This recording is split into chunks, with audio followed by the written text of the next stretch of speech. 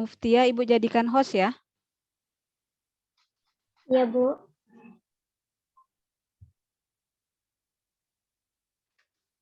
Ya, bisa sambil dimulai.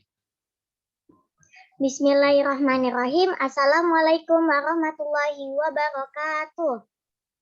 Waalaikumsalam warahmatullahi wabarakatuh. Waalaikumsalam warahmatullahi wabarakatuh. Selamat siang para hadirin yang berbahagia. Semoga kita semua dalam keadaan sehat walafiat. Alhamdulillah. Marilah kita panjatkan puji syukur kehadirat Allah Subhanahu wa taala yang telah melimpahkan nikmat dan karunia-Nya kepada kita semua.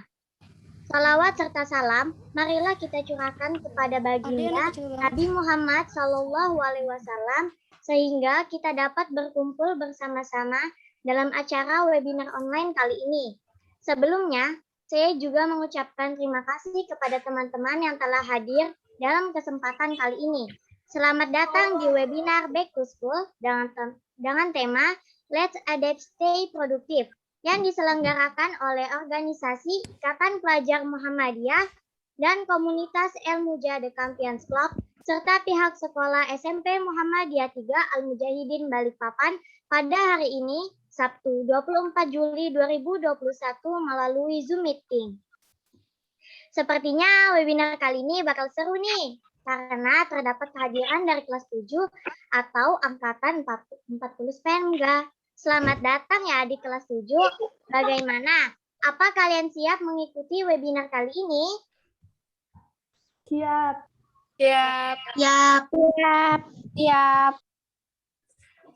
Setelah teman-teman mengikuti webinar kali ini, semoga dapat memperoleh ilmu serta pengalaman dan mempererat hubungan sekolah dalam lingkungan sekolah.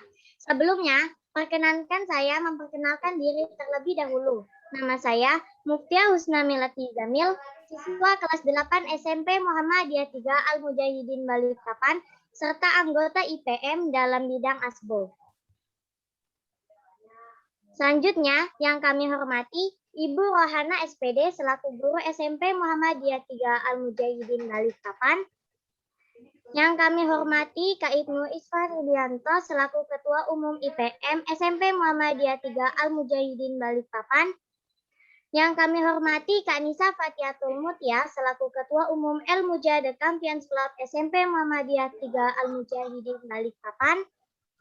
Yang kami hormati narasumber pada pertemuan kali ini, Kak Maulida Nur Hasana SKG. Dan yang kami hormati para peserta webinar Back to School kali ini. Selanjutnya, untuk memulai webinar dan sebagai bentuk rasa syukur kita kepada Allah Subhanahu wa taala, marilah kita panjatkan doa agar senantiasa diberikan kemudahan dan kelancaran dalam menjalankan acara pada siang hari ini. Kepada Kak Dafa Hisham kami persilahkan. Assalamualaikum warahmatullahi wabarakatuh. Waalaikumsalam warahmatullahi wabarakatuh. Waalaikumsalam warahmatullahi wabarakatuh. Sebelum kita memulai webinar pada hari ini, mari kita membaca surah Al-Fatihah. A'udzubillahi minasyaitonirrajim. Bismillahirrahmanirrahim. Alhamdulillahirabbil alamin arrahmanirrahim. Maliki yaumiddin. Iyyaka na'budu wa iyyaka nasta'in. Ihdinas siratal mustaqim. Siratal ladzina an'amta 'alaihim ghairil maghdubi 'alaihim waladdallin. Amin.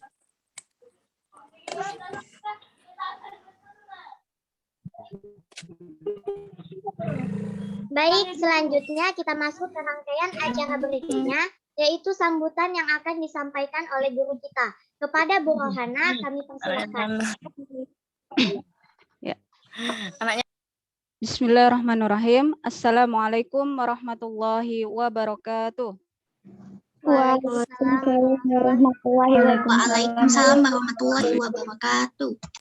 Alhamdulillahirabbil alamin wa bihi nasta'inu ala umurid dunya waddin wassalatu wassalamu ala asrofil anbiya'i wal mursalin wa ala alihi wa sahbihi ajmain.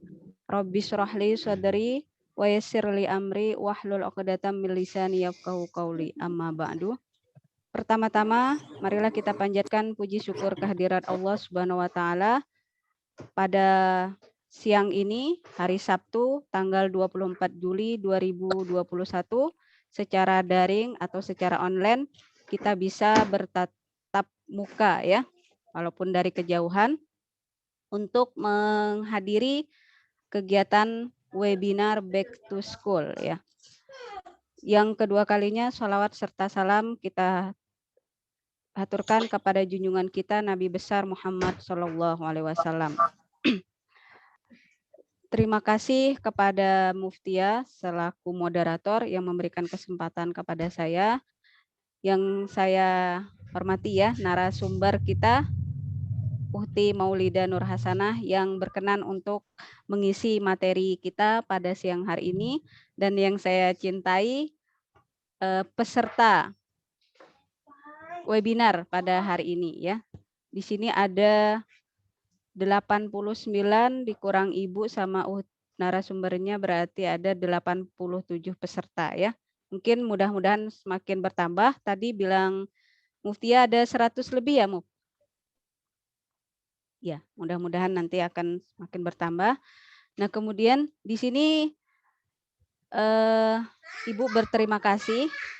Hanya ingin sambutannya sebentar aja, ingin berterima kasih kepada panitia Ikatan Pelajar Muhammadiyah SMP Muhammadiyah 3 Al-Mujahidin yang bekerja sama dengan SCC ya, El Mujahid Champions Club, kepada Uti Nisa Patiatul juga yang berkolaborasi untuk mengadakan kegiatan webinar kita pada hari ini. Nah, semoga kegiatan webinar kali ini akan membawa kebermanfaatan bagi kita semua, dan khususnya bagi peserta webinar, terutama yang bagi kelas 7 yang kelas 7, semoga ya bisa mengambil manfaat di dalam kegiatan ini.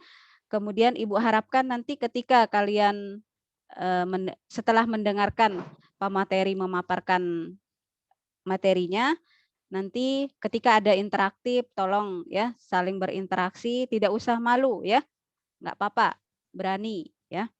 Nah, kemudian kalau ada yang masih mengganjal di hati, ada yang mau ditanyakan, silahkan ditanyakan ya. Nanti akan dipandu oleh moderator kita. Nah, boleh melalui mungkin chat room ya, atau raise hand. Nah, itu.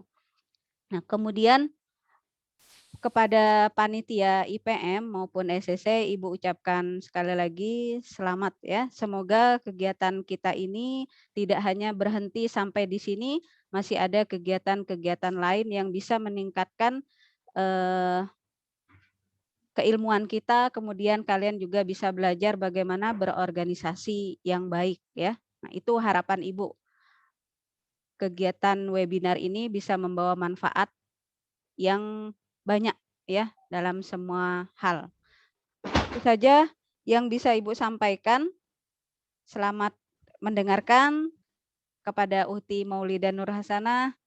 Ya, semoga ya mohon dimaklumin ketika nanti ada peserta didik mungkin dari adik-adiknya.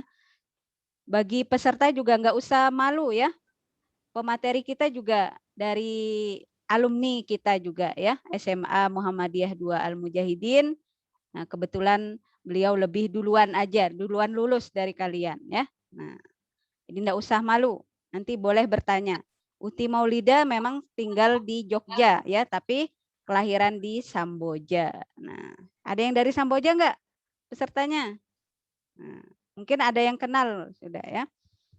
Itu saja sambutan dari Ibu. Ibu akhiri. Wassalamualaikum warahmatullahi wabarakatuh. Waalaikumsalam warahmatullahi wabarakatuh. Waalaikumsalam warahmatullahi wabarakatuh. Waalaikumsalam warahmatullahi wabarakatuh. Terima kasih kepada Bu Rohana atas sambutannya. Selanjutnya kami persilakan kepada Kak Ibnu selaku Ketua Umum IPM untuk memberikan sambutan. Assalamualaikum warahmatullahi wabarakatuh. Waalaikumsalam warahmatullahi wabarakatuh. Alhamdulillah, nahmaduhu wa nasta'inuhu wa nastaghfiruh. Na'udzu billahi min syururi anfusina wa min sayyiati a'malina. May yahdihillahu fala mudilla lahu wa may yudlil fala hadiya lahu. Asyhadu an la ilaha illallah wahdahu la syarikalah wa asyhadu anna Muhammadan abduhu wa rasuluh la nabiyya wa rasulah ba'da amma ba'd. Segala puji bagi Allah Tuhan semesta alam yang telah memberikan kita banyak nikmat yang tak terhitung jumlahnya, yang mana kita jarang mensyukurinya. Salawat serta salam selalu kita limpahkan kepada Nabi besar Nabi Muhammad SAW yang telah berjuang dan bercucuran darah hanya untuk menegakkan kalimat la ilaha illallah.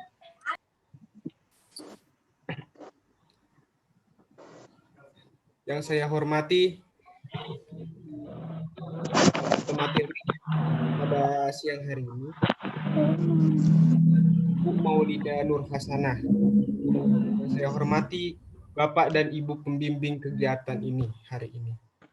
Dan teman-teman yang saya sayangi karena Allah dan saya yang banggakan karena Allah,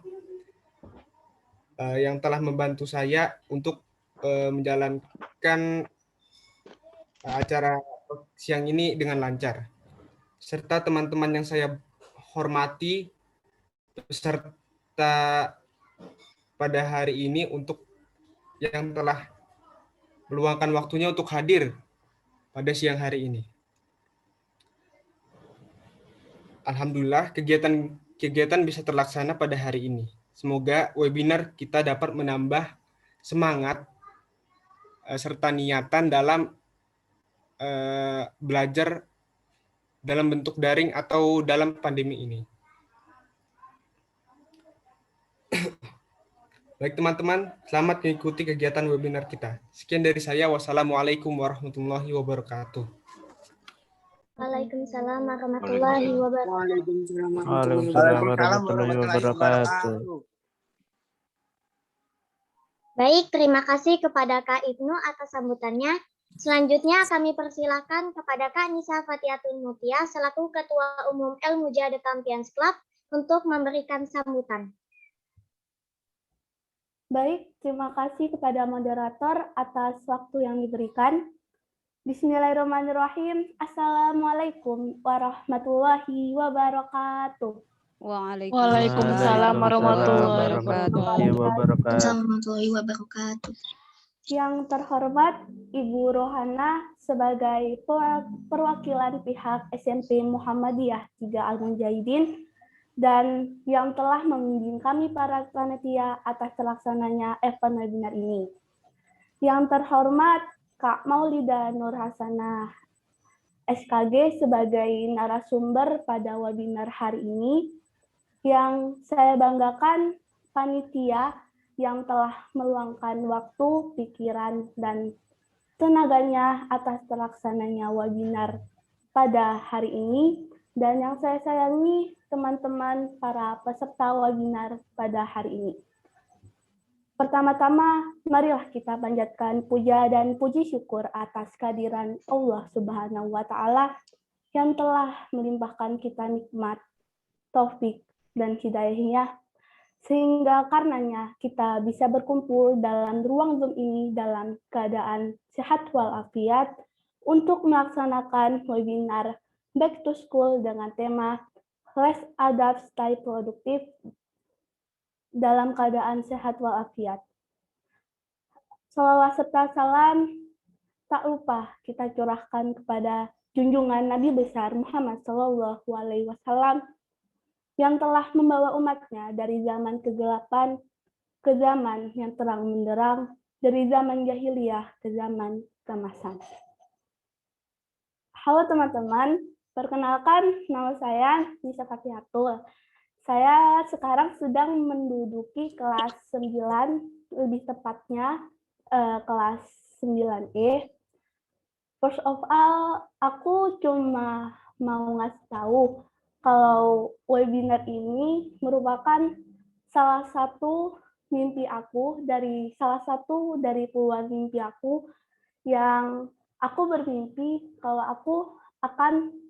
aku tuh pengen sekali menjadi bagian dari terlaksananya webinar ini, yaitu webinar mengenai productivity untuk sobat-sobat Stenga. Dan alhamdulillah atas kehendak Allah Subhanahu wa Ta'ala, mimpi aku yang ini bisa tercapai. Ngomong-ngomong soal produktif, banyak nih orang yang beranggapan bahwa produktif ini tuh tentang bagaimana kita tuh kayak bahagia, enjoy sama proses yang kita lalui dalam menjalani hari. Terus ada yang bilang produktif ini tuh kayak tentang bagaimana kita bisa menyelesaikan target-target tugas kita. Nah, kalau di aku sendiri, produktif itu kayak tentang sebuah kebahagiaan di mana aku tuh bisa menyelesaikan target tugas aku. Di saat aku mencoret tugas yang aku targetin, itu adalah benar-benar sebuah kebahagiaan, Masya Allah.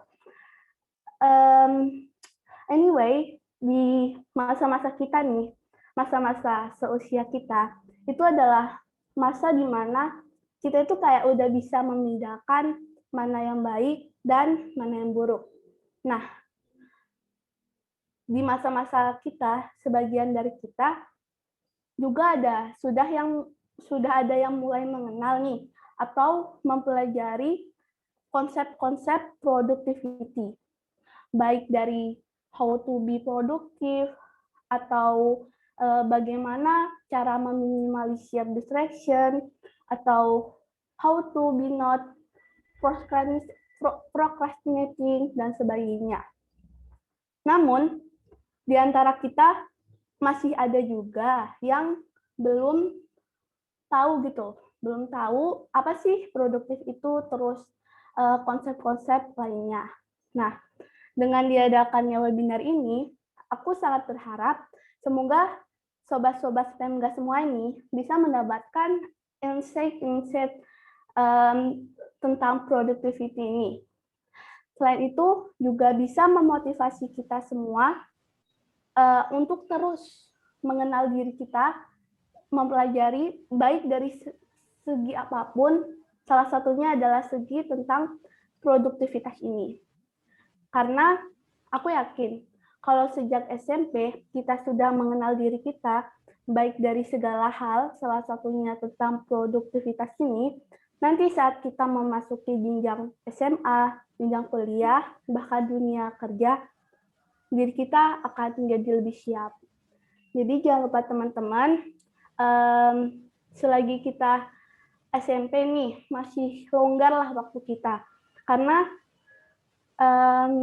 aku tuh lihat teman-teman yang udah SMA, teman-teman aku yang udah SMA, mereka itu pada keteteran gitu sama tugas, terus bagi waktu.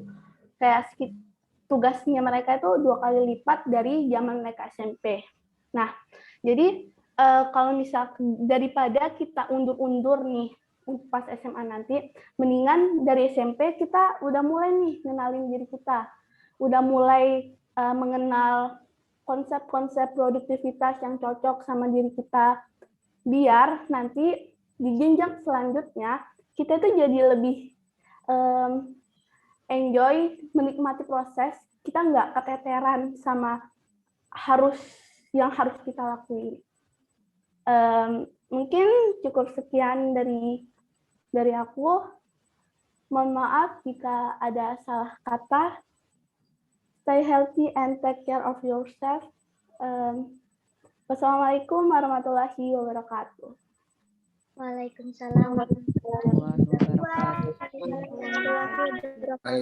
warahmatullahi wabarakatuh. Terima kasih kepada Kak Nisa Fatiatul atas sambutannya. Selanjutnya, sebelum ke acara inti, mari kita berkenalan terlebih dahulu tentang Kak Maulida Nur Hasana SKG. Kepada panitia dipersilahkan untuk share screen.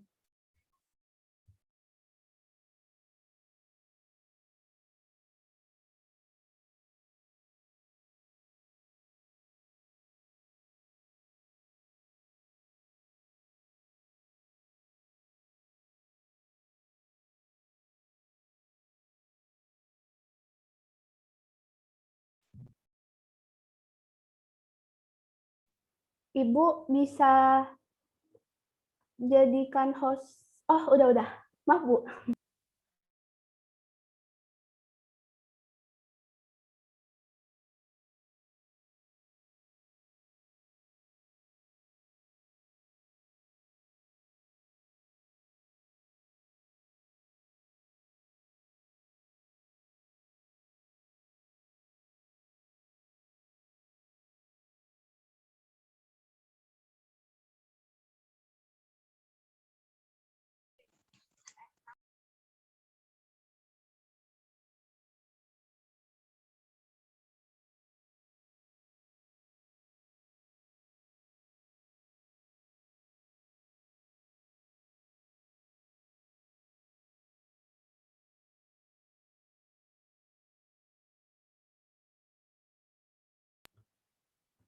Ibu ini bisa tolong jadikan host atas nama mana ini?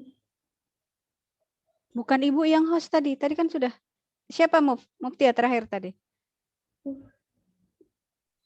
Sekarang Ibu yang host. Oh iya, bentar. Oh, Siapa? Jitni, Bu. Ya, Bu. Tapi Pakai kameranya off, Bu. dalam? Yang kameranya off, Bu. Bentar. Pakai IPM ya? Kamera off berarti yang pakai IPM, Bu. Yang Ya, ntar. Oke. Yang IZ ini kah? Iya, Bu. Izar. Ya, sudah. Terima kasih, Bu. Ya, sama-sama.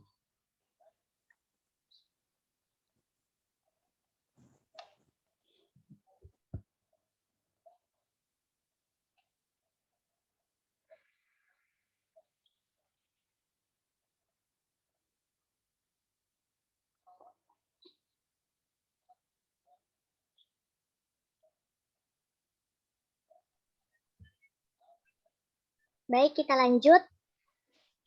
Inilah riwayat pendidikan Kak Maulida.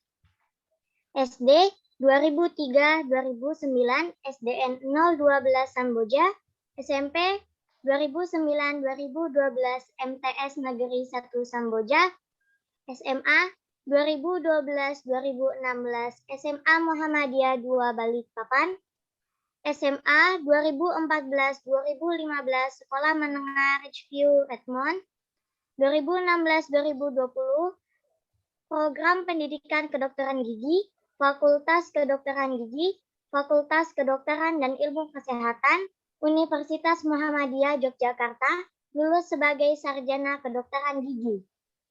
2020 present, Program Pendidikan Profesi Dokter Gigi, Fakultas Kedokteran Gigi, Fakultas Kedokteran dan Kesehatan Sains Universitas Muhammadiyah Yogyakarta. Pengalaman organisasi. 2012-2016 anggota komunitas debat bahasa Inggris. 2012 relawan Bina Antar Budaya Indonesia. 2012-2014 Sekretaris Jenderal Pramuka SMA Muhammadiyah 2 Balikpapan. 2013-2014 anggota Pengembangan Pendidikan Ikatan Mahasiswa Muhammadiyah IPM Al-Mujahidin Balikpapan. 2014-2015 Komisaris Publisitas Dewan Siswa ASB dari Ridgeview High School. 2016-2017 anggota Hubungan Organisasi dan Advokasi Himpunan Mahasiswa Kedokteran Gigi UMY.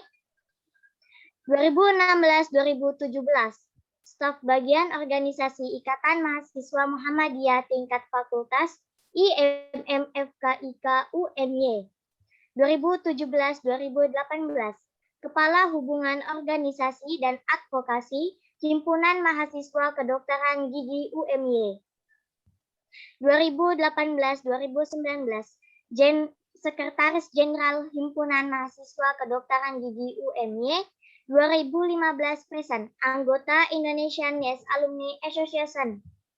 2018 present, Komisi E, Hubungan Eksternal, Persatuan Senat Mahasiswa Kedokteran Gigi Indonesia, penghargaan sebagai staf terbaik PSMKGI 2019.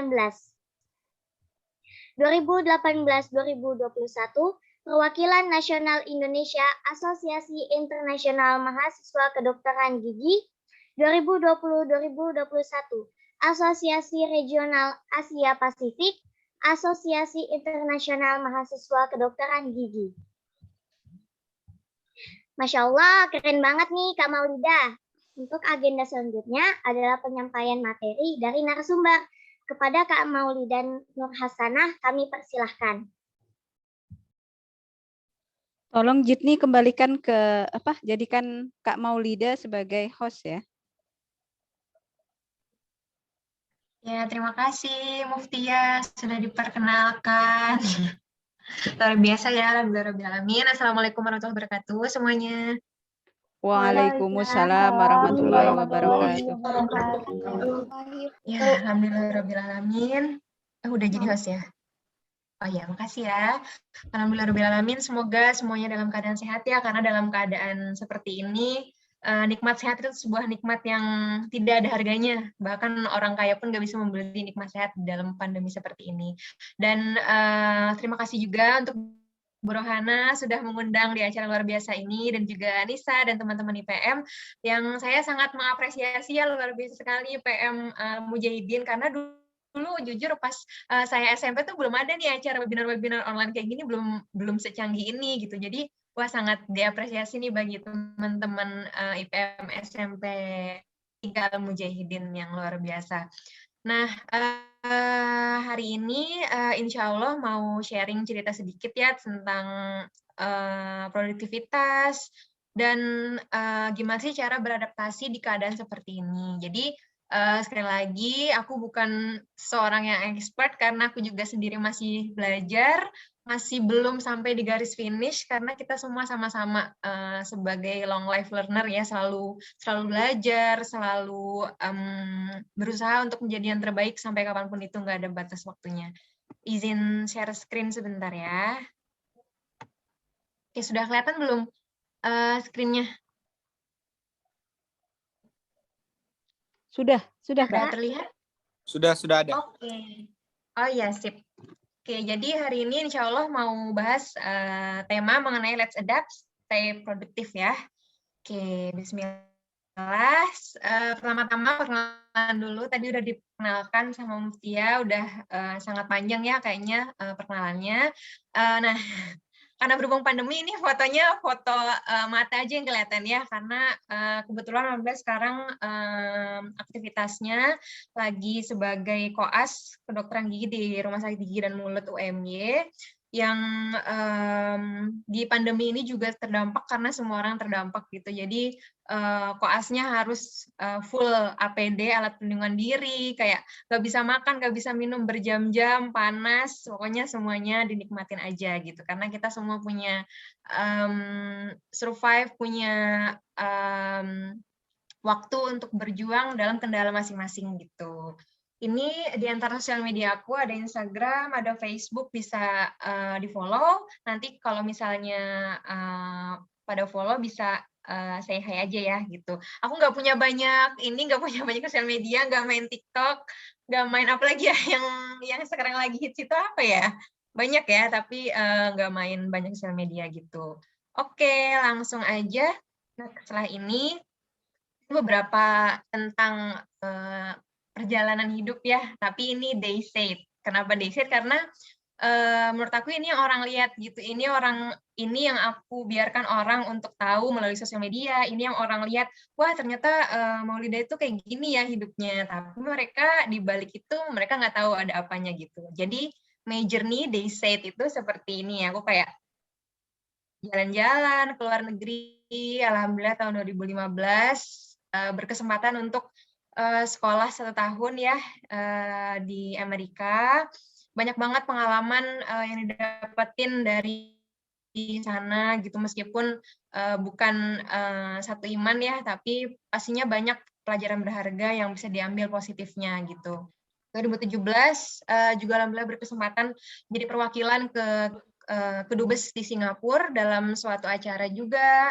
Terus di tahun berikutnya 2018 ini foto di salah satu apa ya nama candinya aku lupa, di salah satu tempat di Thailand. Pada saat itu ada kegiatan di sana, kunjungan ke Universitas Chulalongkorn, dan di tahun yang sama juga ini di salah satu produsen pabrik garam terbesar di Taiwan.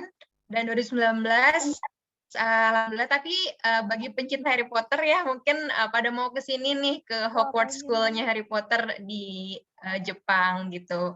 Terus ternyata setelah 2019 something happens in the world gitu. Ada yang terjadi di dunia ini, jadi semua orang berhenti dari aktivitas seperti biasa. Lihat dulu videonya ya. Ada ininya nggak? Ada suaranya nggak? Nggak ada, Kak. Nggak ada, Nggak Kak. ada ya? Sebentar. Kak, Gimana sih cara Maulida, munculin suaranya? di Oh, share sound ini ya? iya, share sound Oh, sebentar, Bu. di more. Oke. Virtual Udah ya? press conference Ya, and kedengaran. confirmed our fears. COVID-19 was declared a pandemic. With such a wide reach and explosive magnitude, the world braced itself for the impact. Lockdowns were imposed, economies brought to a grinding halt, and travel was shut down. All of us were stuck where we had to embrace what COVID-19 had in store for us.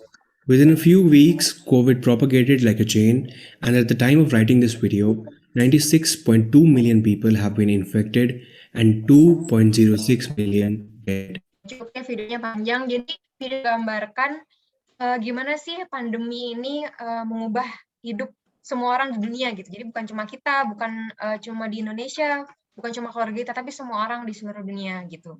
Next, where all my time goes gitu. Kemana aja sih waktunya hilang gitu loh. Bayangin 2018, 2019 itu kita kayak masih hidup normal ya.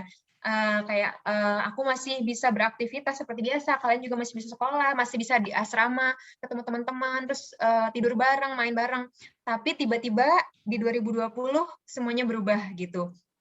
Nah, ada nggak sih di sini yang ngerasa kemana aja sih? Ini kok tiba-tiba 2021 ya? Perasaan kemarin tuh baru 2019 deh. Kok tiba-tiba udah di pertengahan 2021, sebentar lagi berganti jadi 2022 gitu. Nah, mungkin ada juga yang nggak nyadar gitu, kayak, oh udah 2 tahun ya, kayak, oh ya udah gitu. Nah, ini mungkin ya gimana cara menyikapinya, gimana sih kita tuh se-aware apa sih dengan yang namanya waktu gitu. Dan 2022 ini kan masih abu-abu nih, masih nggak tahu gimana ke depannya, bahkan di sisa 2021 ini juga masih abu-abu gitu. Itu terserah kita yang menentukan catatan hidup kita sendiri mau dibawa kemana waktu yang tersiksa di hidup kita. Insya Allah kalau panjang umur ya. Oke, next. Nah, coba kita flashback dulu, ingat-ingat dulu sebelum ada keadaan yang membatasi seperti ini nih. Kira-kira apa aja sih pencapaian yang udah kita capai, ataupun kita tuh punya goals apa sih, punya impian apa sih dulu sebelum pandemi kayak gini gitu. Kita punya mimpi apa, mau kemana, mau ngapain setelah lulus sekolah, ataupun di sekolah itu mau ngapain gitu. Atau aktivitasnya nih, ada nggak sih yang berbeda dari dulu sebelum pandemi dibanding sekarang gitu. Kayak 2 tahun yang lalu, ini hari apa ya? Ini hari Sabtu ya, 2 tahun yang lalu, mungkin yang udah kelas 3 ya, 2 tahun yang lalu masih di Mujahidin nih, hari Sabtu biasanya senang pulang sekolah, terus besok libur sekolah gitu ya, hari Minggu. Terus hari ini kalian semua di rumah gitu ya, di rumah sama keluarga, sekolahnya online, semuanya online, capek, duduk aja kerjaannya, nggak bisa ketemu teman-teman gitu. Jadi dengan kita flashback, dengan kita ngelihat ke belakang, itu kita jadi kayak tahu, oh kita tuh di track yang mana sih sekarang, kita tuh ada di jalan yang sesuai atau enggak gitu. Coba deh kita sedikit flashback, coba ya. Aku mau nanya sama yang di sini kelihatan aja ya. Anissa Nurul nih, coba aku mau tanya deh, boleh open mic. Kira-kira nih setahun yang lalu, enggak deh 2 tahun yang lalu deh, tahun 2019, kegiatannya sehari-hari apa tuh? Kegiatan sehari-hari pas yang sebelum ada pandemi, sekolah ya. Terus dulu tuh punya, ya oke. Terus dulu punya keinginan apa sih? Maksudnya punya mimpi apa gitu? Pengen apa gitu pas tahun itu? Pas tahun itu pengen jalan-jalan ke Yogyakarta. Pengen jalan-jalan ke Jogja ya, oke. Dan udah pernah tercapai belum sebelum ada ini PPKM? Belum, pas mau ke sana mendadak itu ada pandemi, jadi nggak jadi. Oke, sip. Makasih Anissa. Iya, kamu Lida. Yes. Oke, selanjutnya aku mau tanya juga sama moderator aja deh, sama Muftia. Nah, kira-kira yang paling signifikan nih, yang beda dari dulu sampai sekarang, ada nggak? Maksudnya mimpi kamu ada nggak yang berubah? Misalnya dulu si Anissa tadi pengen ke Jogja ya, mungkin sekarang udah berubah nih, mimpinya ya pengen pandemi cepet kelar aja gitu, biar bisa ketemu teman-teman atau apa gitu. Muftia gimana? Pas pandemi ini bedanya dari tahun-tahun sebelumnya, misalkan tuh pingin SMP itu seru gitu di asrama, ngumpul sama teman, tapi karena pandemi jadi di rumah, jadi online gitu. Oke, siap. Makasih Muftia. Ya, jadi bener banget ya apa yang tadi utarain sama Anissa sama Muftia. Jadi semua orang tuh terdampak gitu. Kayak mungkin 2 tahun lalu kita berpikir, ya aku kayaknya mau jalan deh ke Jogja gitu. Kayak ya udah tunggu tahun depan aja. Tapi ternyata tahun depan udah ini ya, udah pandemi, udah nggak bisa gitu. Terus si Muftia juga pengen aja nih SMP-nya seru gitu, kayak SMP ikut banyak eskul, ikut IPM, banyak kegiatan, tapi ternyata kenyataannya malah nggak sesuai ya, malah di rumah aja teman-teman gitu. Dan itu balik lagi adalah semuanya dikendalikan oleh waktu gitu, kayak semuanya nggak ada yang tahu kan, maksudnya dulu pas kalian berpikir kalian mau ini, nggak tahu kan tahun depan akan ada seperti ini. Bayangin kalau misalnya kalian tahu di 2019 itu, kalau tahun 2020 sampai seterusnya yang nggak tahu ini akan ada PPKM, seperti mungkin kalian dulu akan langsung berlomba-lomba deh, pokoknya ke Jogja aja hari ini, kalau bisa ke Jogja gitu. Si Muftia juga kayak, pokoknya apa aja deh yang hari ini bisa dilakuin, kegiatan apa, mau belajar apa sama teman-teman, dilakuin hari ini dulu, diberesin gitu, ya kan? Tapi masalahnya kita semua nggak tahu gitu, ini semua masalah waktu gitu. Jadi coba sekarang direnungkan selama pandemi ini 2 tahun ini udah ngapain aja, apa yang dihasilkan, apakah tercapai nih semua keinginannya gitu ya, atau malah stuck aja, malah nggak tahu mau ngapain, malah nggak termotivasi, malah males gitu ya. Karena semua orang pasti di posisi seperti itu. Bahkan aku juga di situ, karena secara psikologi seorang itu apabila terdapat sebuah momen yang mungkin berbeda, itu pasti yang pertama kan denial dulu. Denial itu alias dia nolak dulu nih, kayak nggak mungkin deh kayaknya. Ini nggak mungkin pandeminya selama ini deh. Pasti dulu waktu 2020 gitu kan, kayaknya sebulan aja deh pandeminya gitu. Kayaknya, ternyata sebulan lewat. Kayaknya 3 bulan aja deh pandeminya. Ternyata sekarang udah sampai 2 tahun kan gitu. Nah, pertanyaannya mau sampai kapan kita denial, penolakan, dan membuat diri kita santai dan oke dengan situasi seperti ini. Ilustrasi ini mungkin ada 2 golongan ya. Yang pertama kayak si Katak ini nih, kayak santuy aja gitu. Waktu pandemi ya udahlah, alhamdulillah nih pandemi nggak sekolah, malah di rumah online, bisa main HP, bisa nonton, main game, santai aja lah, nikmati aja pokoknya, mumpung masih pandemi ya, mumpung belum back to normal nih, dinikmati aja. Atau mungkin ada golongan lain yang aduh shock banget ini gimana, udah 2 tahun nggak ngapa-ngapain, belum tercapai apa-apa, gini-gini aja hidupnya gitu. Jadi yang manapun golongan kalian sekarang, ya semoga itu sesuai ya dengan jalan hidup kalian, karena apapun yang terjadi 5 tahun dari sekarang, 10 tahun dari sekarang, itu buah dari usaha kalian hari ini maupun kemarin gitu. Nah, bagi kalian yang mungkin sekarang udah mulai, ya ternyata udah 2 tahun ya Kak ya pandeminya ya, lama juga ya ternyata. Iya juga ya, nggak ngapa-ngapain ya di rumah, rebahan mulu gitu. Dan itu nggak ada kata terlambat ya, meskipun baru sadarnya setelah 1,5 tahun nggak mau ngapain, itu nggak apa-apa, nggak ada kata terlambat.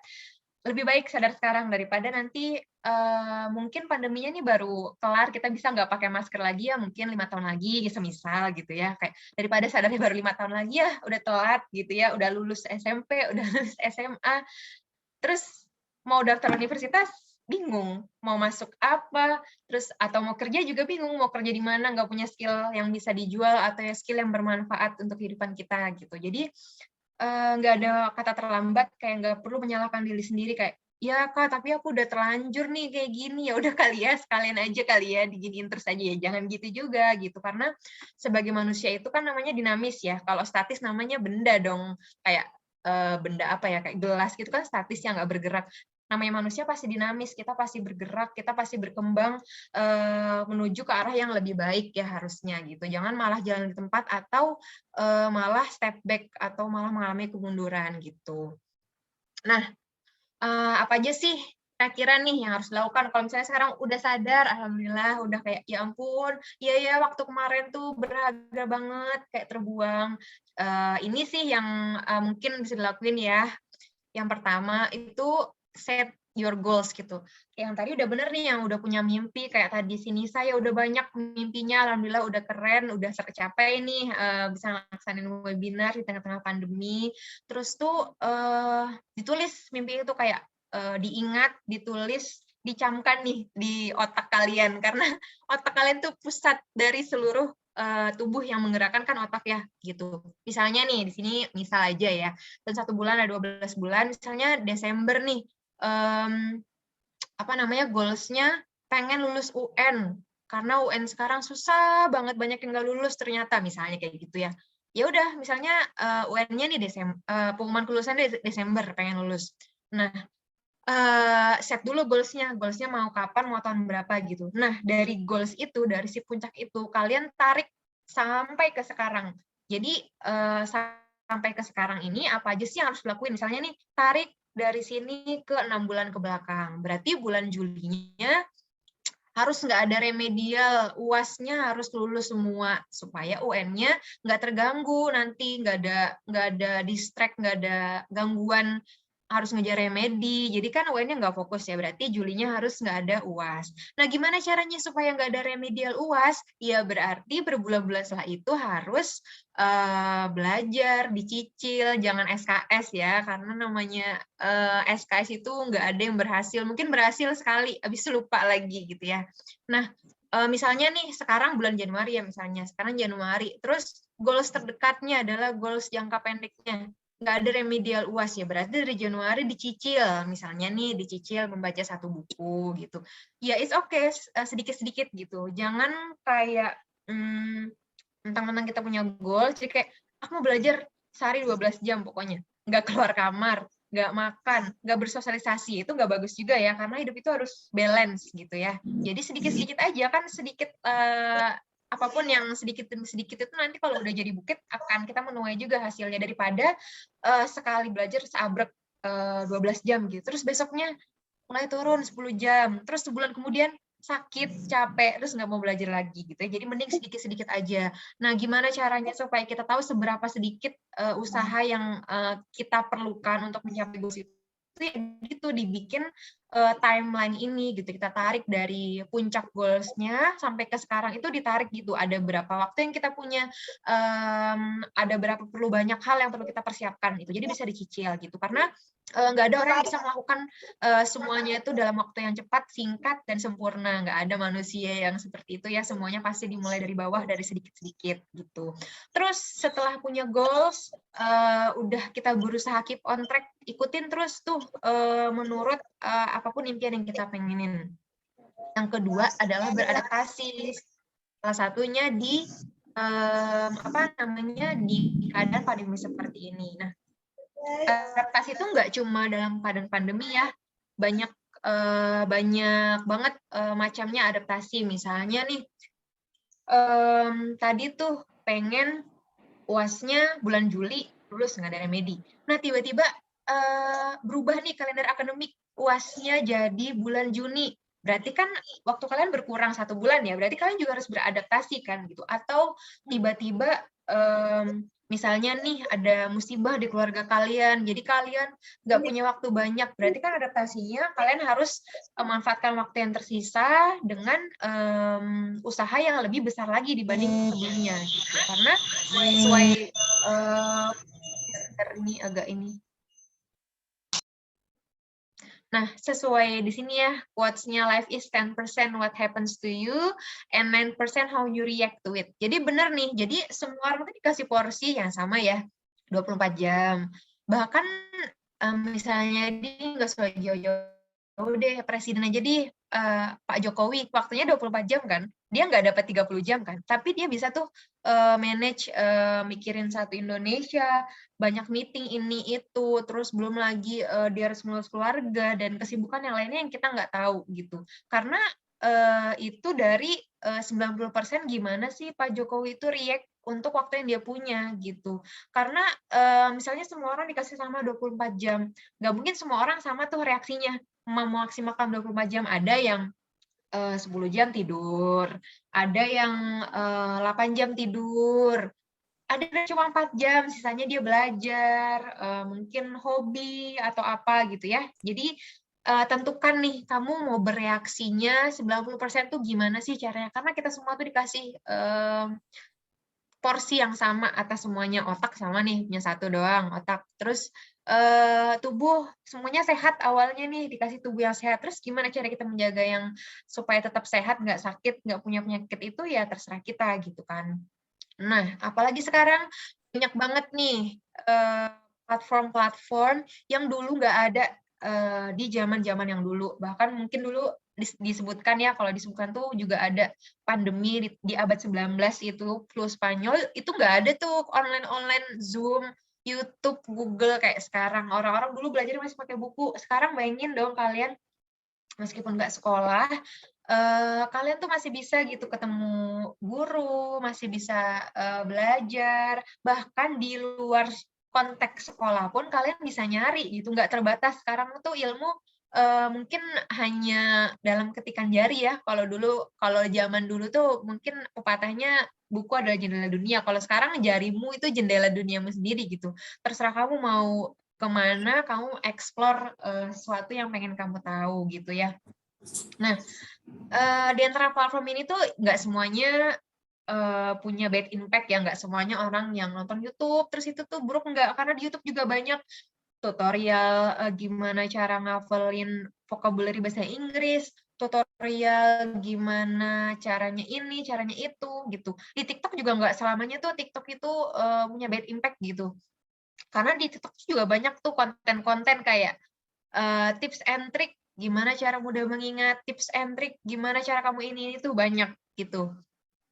Dan apalagi Google ya, Google dalam sepersekian detik pun kalian bisa dapetin berjuta-juta informasi, coba diklik aja. Kalau zaman dulu orang pengen nyari sesuatu nih, misalnya pengen cari gimana caranya masuk universitas dengan beasiswa. Dulu orang harus cari di koran, apalagi di majalah, bahkan ke perpustakaan tuh untuk belajar. Sekarang kalian cuma pakai jari doang di HP, tinggal ketik, tinggal nonton, cuma perlu kuota doang, sambil rebahan juga. Bayangin, sekarang tuh udah banyak banget privilege, udah banyak banget kayak keuntungan yang diberikan di kita di zaman ini gitu. Jangan sampai malah kita keuntungannya segini banyak, masa zaman generasi kayak kita masa lebih bodoh daripada orang-orang di zaman dulu yang belajarnya harus naik sepeda, harus jalan kaki, nggak punya sepatu, dari koran, dari buku yang lusuh, pakai pensil doang gitu. Sekarang kita udah banyak banget medianya, udah banyak banget yang disuguhin di depan kita tuh udah sama disuguhinnya. Tinggal kita mau makan itu atau enggak gitu ya. Gitu. Terus next yang ketiga, set boundaries to your surrounding gitu. Maksudnya kasih batasan gitu, karena di dunia ini nih kayak si gambar ini ya, si mbak-mbak ini tuh dikelilingi sama semua paparan milenial zaman sekarang tuh. Mungkin yang offline tuh banyak ya, offline-nya mungkin bermain game, terus ketemu di rumah, mungkin jadi susah belajar, banyak adik-adik, atau sering bantuin ibu, atau dan lain-lain. Nah, yang online juga banyak, apalagi yang punya HP nih ya, smartphone, banyak banget godaannya, banyak banget platform-platform yang bisa membuat kita tuh terbuai. Bahkan tiba-tiba, misalnya nih, pagi jam subuh bangun jam 5 ya, lihat HP, main Instagram, tiba-tiba udah jam 7, ngerasa nggak sih kayak gitu ya kan, waktu tuh cepat banget kalau kita terbuai di dalamnya. Nah, gimana caranya kita kasih batasan tuh, batasan untuk semua yang ada di sekeliling kita ini. Jadi kita harus tahu batasan diri kita tuh harus seberapa gitu. Misalnya nih kalian ya harus ya bantu ibu di rumah, misalnya nyapu dan lain-lain itu, habis itu kalian bolehlah main HP, chat teman-teman, tanya kabar, terus mungkin Instagraman sedikit, mau ngelihat foto-foto teman-teman juga boleh. Tapi habis itu langsung fokus lagi. Tadi yang ingat yang pertama ya, keep on track, tetap berada di jalan kalian. Gitu. gitu. Jangan sampai mencong-mencong jalannya, kayak kuda gitu loh. Jangan sampai kayak kuda harus dikasih topeng nih sampingnya supaya nggak lihat kanan kiri gitu kan. Kalau kuda kan kayak gitu ya, dia kalau nggak dikasih tutup matanya dia lihatnya kanan kiri nggak fokus. Masa kita kayak kuda ya, harusnya kan bisa fokus meskipun banyak distraksi, banyak halangan yang terjadi di sekitar kita gitu. Jadi kita harus ada batasan gitu, kapan kita waktu untuk bersosialisasi, kapan kita mungkin hobi, kapan kita belajar, tapi jangan juga belajar terus, kayak kapan kita istirahat, kapan kita olahraga, dan lain-lain gitu. Next, itu yang terakhir, konsisten. Baik lagi, kayak nggak mungkin ada sistem kebut entah semalam 1 jam yang bisa berhasil ya, di mana-mana itu harus konsisten, practice makes perfect gitu ya. Biarpun sedikit, hari ini misalnya baca, misalnya lagi ngerjain matematika nih kan, UN matematika susah nih, hari ini ya kerjain aja gitu, mungkin 5 soal, terus hafalin tuh 1 rumusnya, kayak ya udah stop aja kalau misalnya baru mulai, jangan sampai kalian langsung hafalin rumus fisika, atau hafalin rumus IPA atau matematika banyak banget 10 1 hari, ya nggak mungkin, besoknya lupa lagi gitu. Mending 1 hari 1, terus bertahap, terus minggu depan 1 hari 2 gitu ya. Misalnya nih di sini 50% waktu diluangin untuk belajar, misalnya nih 1 hari kan ada 24 jam, terus misalnya anggap aja tidur 8 jam, berarti 24 jam kurang 8 masih 16 jam. Terus mungkin bantu-bantu keluarga di rumah 2 jam. Terus tadi 16 dikurang 2, 14 jam gitu ya. Terus masih 14 jam. Terus bolehlah ini nonton TV, main HP, main game itu ya. Berapa jam ya? 3 jam kali ya. Udah banyak banget itu meskipun nggak kerasa. Tadi 14 kurang 3 masih berapa ya? 11 jam gitu. Nah, berarti 50%-nya nih dari 11 jam, berarti 5 jaman ya. Tapi nggak mungkin juga kan orang bisa belajar 5 jam dari jam 6 sampai jam 11 malam, nggak mungkin. Pasti udah nggak fokus, ngantuk, lapar. Nah, gimana caranya? Ya dibagi, misalnya nih bangun tidur, baca buku dulu, misalnya 1 jam. Terus tuh nanti beraktivitas, hobi, misalnya hobinya ngapain nih, olahraga, sepeda, main piano, masak, nggak apa-apa. Terus tuh bisa belajar lagi 1 jam lagi, ngerjain soal-soal gitu. Terus tuh hiburan nggak apa-apa, nonton TV dulu.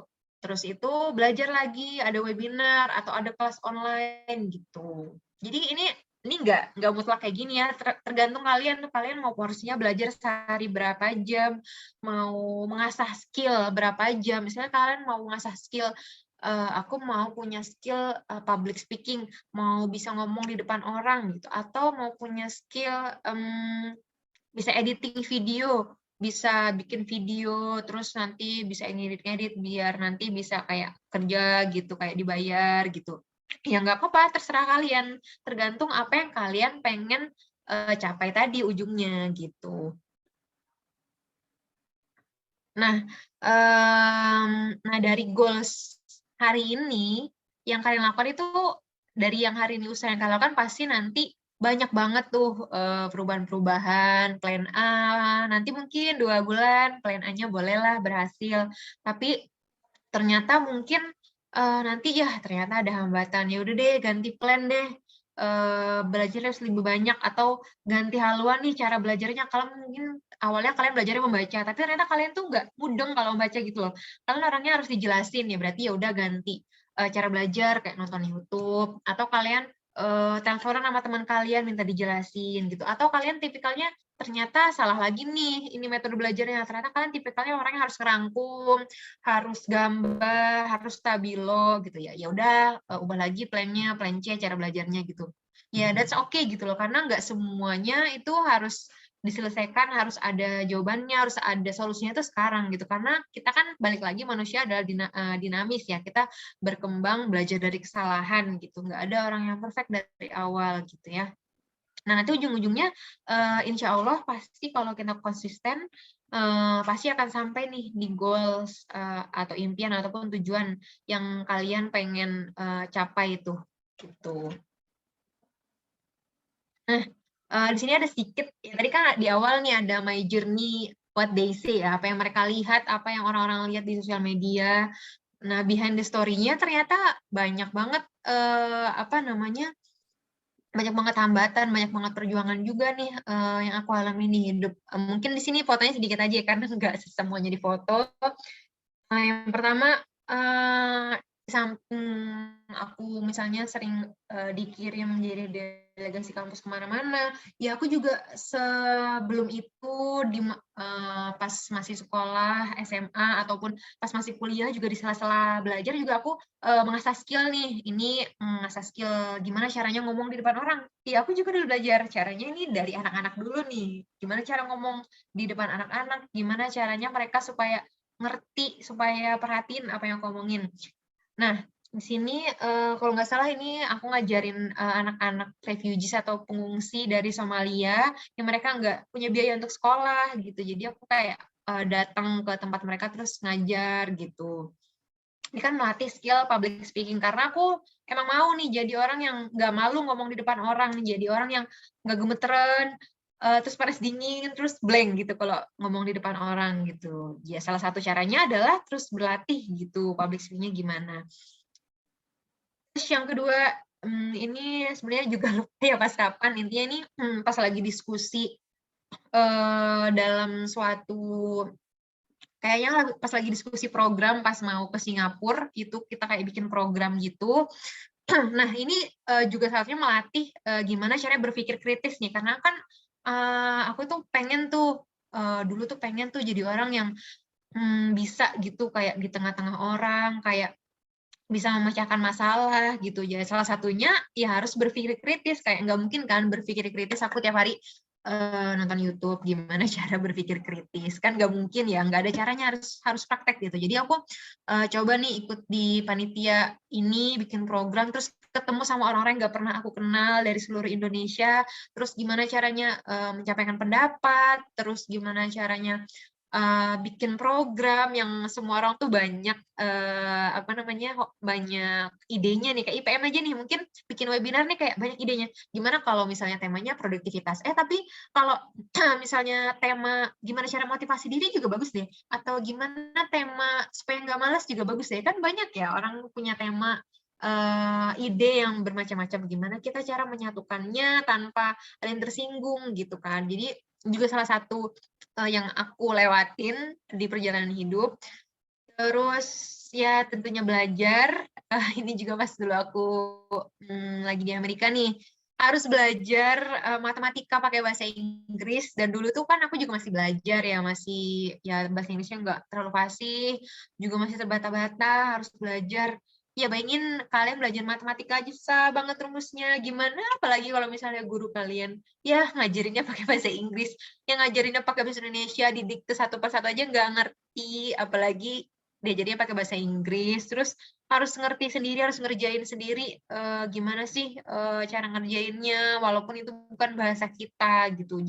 Dan ini juga salah satu perjalanan hidup aku yang ya belajar di pakai bahasa yang bukan bahasa ibu kita, bukan bahasa kita dari lahir gitu. Terus foto terakhir kayaknya nih. Nah, aku dari dulu tuh rajin nih nulisin mimpi gitu ya, kayak nulisin ya cuma aku yang tahu gitu. Ya mungkin di sini aku udah nggak malu ya ngasih tahu ke orang-orang dulu. Kayak dulu mungkin pas masih waktu SMA gitu kayak masih malu kalau bukunya dilihat orang gitu ya. Ini bukuku sendiri aja, aku yang nulis mimpinya tuh macam-macam ya, aneh-aneh. Misalnya aku ingat tuh mau wisata ke Israel, ke Jordania. Ngapain coba wisata ke Jordania sana gitu, ya nggak apa-apa tulis aja gitu kan, mau belajar sejarah. Terus banyak deh mimpinya gitu, salah satunya yang sekarang yang di sini nih, ini yang aku capture mimpi ke 115 nih. Aku pengen elektif tuh kayak program apa ya? Program beasiswa kayak visitasi gitu, kayak studi banding gitulah gampangannya. Pengen studi banding ke Jepang, ke Hong Kong, ke Australia nih selama kuliah. Aku waktu nulis itu di tahun pertama kuliah nih, kayak ya aku siapa sih, pintar juga enggak, terus anak pejabat juga enggak, terus anak yang punya duit juga enggak gitu, cuma ya tulis aja gitu. Nah nggak taunya ini aku nulis tahun 2016 ya kalau nggak salah. Nah, nggak taunya ini tercapai nih di tahun 2019 ya, alhamdulillah tahun 2019 aku bisa ke Jepang, ke Tokushima University itu untuk belajar di sana gitu kan.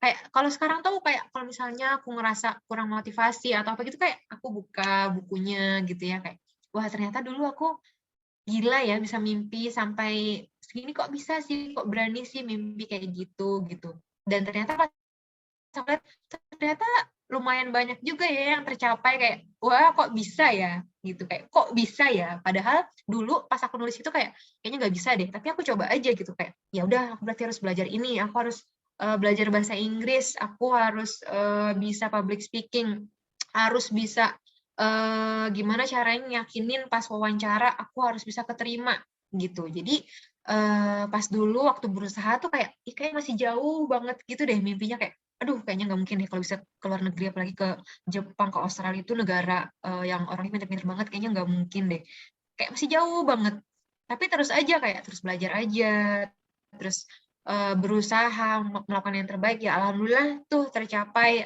di tahun 2019 terus banyak lagi mimpi kan banyak juga nih mimpinya yang belum tercoret ya, yang belum tercapai, nggak apa-apa, karena itu jadi kenang-kenangan, jadi salah satu perjalanan hidup kalau kalian tuh dulu pernah berusaha itu, pernah begadang nih nggak tidur, pernah juga sampai matanya hitam nih, atau pernah juga sampai sakit, lupa makan, itu gara-gara mimpi yang kalian tulis di buku ataupun sesuatu yang kalian tulis di buku gitu.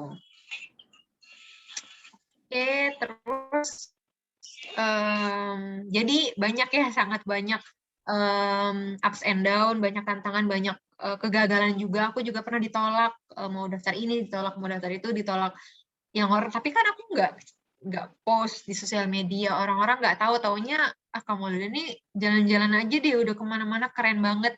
Nggak juga, kayak aku dulu pernah nangis, ditolak di sini, kayak pernah sampai sakit gitu gara-gara mungkin jarang makan terus kayak sampai aku kok kayak iri ya sama teman-temanku kok bisa ya jalan-jalan gitu kok bisa apa namanya bisa santai aja gitu nggak belajar ya tapi aku di sini kayak harus belajar keras harus sampai begadang tiap malam supaya bisa mengimbangi yang lain gitu nggak apa-apa karena setiap orang punya cerita unik sendiri di balik capaian mereka atau di balik perjuangan mereka. Mungkin bagi kalian kayak, iya aku bukan apa-apa kak, sekarang lo belum tentu. Siapa tahu nih banyak teman kalian atau banyak tetangga kalian aja deh, banyak tetangga kalian yang ngelihat kalian sekarang nih, di posisi sekarang tuh kayak, keren ya, ini siapa nih?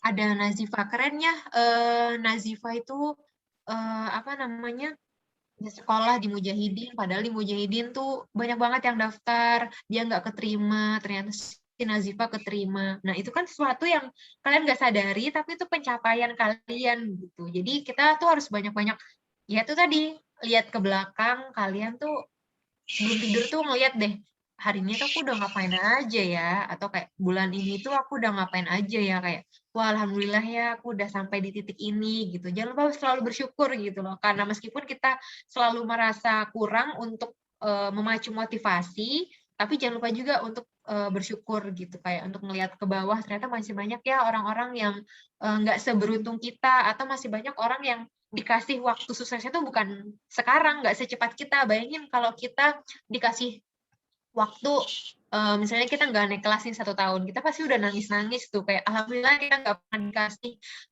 cobaan nggak naik kelas nih alhamdulillah nih kita nggak pernah dikasih cobaan seberat itu mungkin orang lain yang nggak seberuntung kita tuh dikasih cobaan nggak naik kelas dulu 1 tahun gitu terus habis itu mulai belajar baru nanti mereka bisa sukses gitu suksesnya jadi lebih lama waktunya dibanding kita gitu jadi pasti ada hal dari diri kita yang bisa disyukurin yang bisa dikembangkan karena semua orang dari kita tuh punya kelebihan masing-masing gitu. Jangan disamakan sama orang lain. Misalnya, Kak, tapi dia tuh pinter banget kalau ngerjain matematika cepet. Ya nggak apa-apa, kan kamu juga bisa seperti itu. Kalaupun kamu nggak bisa persis seperti dia, kamu pasti punya nih sesuatu lain yang kamu unggul di bidang itu, karena semua orang tuh nggak sama gitu. Kalau semua orang sama, semua orang ini jadi profesor segala hal ya, segala ilmu. Berantem nanti kalau semuanya jadi profesor expert di semua bidang. Nah, makanya itu banyak tuh profesor yang bidangnya beda, misalnya di bidang sains atau di bidang budaya atau di bidang teknologi, karena nggak semua orang bisa melakukan semuanya gitu, nggak semua orang perfect. Kita harus menemukan nih gimana sih potensi diri kita itu di bidang apa gitu. Oke, udah dikit aja presentasinya. Semoga bermanfaat ya, apa-apa yang mungkin yang baik. Semoga bisa menjadi pelajaran ya, apapun yang baik-baik itu insya Allah dilancarkan dan dipermudahkan semuanya dari Allah Subhanahu Wa Taala. Dan yang salah-salah, yang buruk itu kesalahan dari manusia, dari aku sendiri gitu. Habis ini boleh yang mau ada pertanyaan. Makasih banyak. Aku balik lagi ke moderatornya. Baik, terima kasih banyak kepada Kak Maulida Nur Hasanah atas ilmu dan penjelasannya. Semoga bermanfaat bagi kita semua. Agenda selanjutnya adalah sesi tanya-jawab atau Q&A. Bagi yang ingin bertanya, silakan lewat kolom chat atau on mic berbicara langsung. Untuk 3 orang yang aktif bertanya, akan mendapatkan hadiah spesial dari El Muja Champions Club.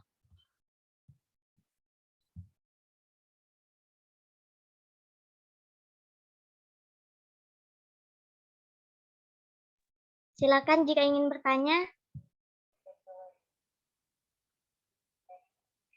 Ya, silakan yang nanya. Kak Maulida sudah siap menampung. Atau moderator dulu bisa. Duluan, biar yang lainnya ikutan juga, nggak apa-apa.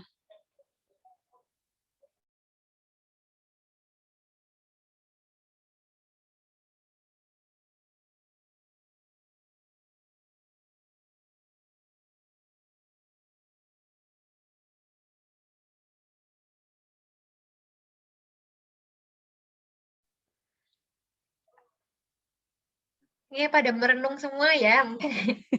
Ya, Kak Maulida ngingetin kayaknya. Masih istikharah Kak Maulida, istikharah dulu. Nggak apa-apa, ayo nanya. Nggak apa-apa, kayak ini juga ini melatih kepercayaan diri nih. Gimana kalian bisa ngomong di depan 85 orang nih. Itu ada pertanyaan itu Kak Maulida. Nggak dikeliatin mukanya nggak apa-apa. Itu Mufti ada yang nanya sudah. Dimatiin videonya nggak apa-apa. Ini ada pertanyaan dari Syahatusita 8C. Kak, gimana bisa kakak mengikuti pertukaran pelajar? Bagaimana tipsnya? Gimana kita bisa membagi waktu?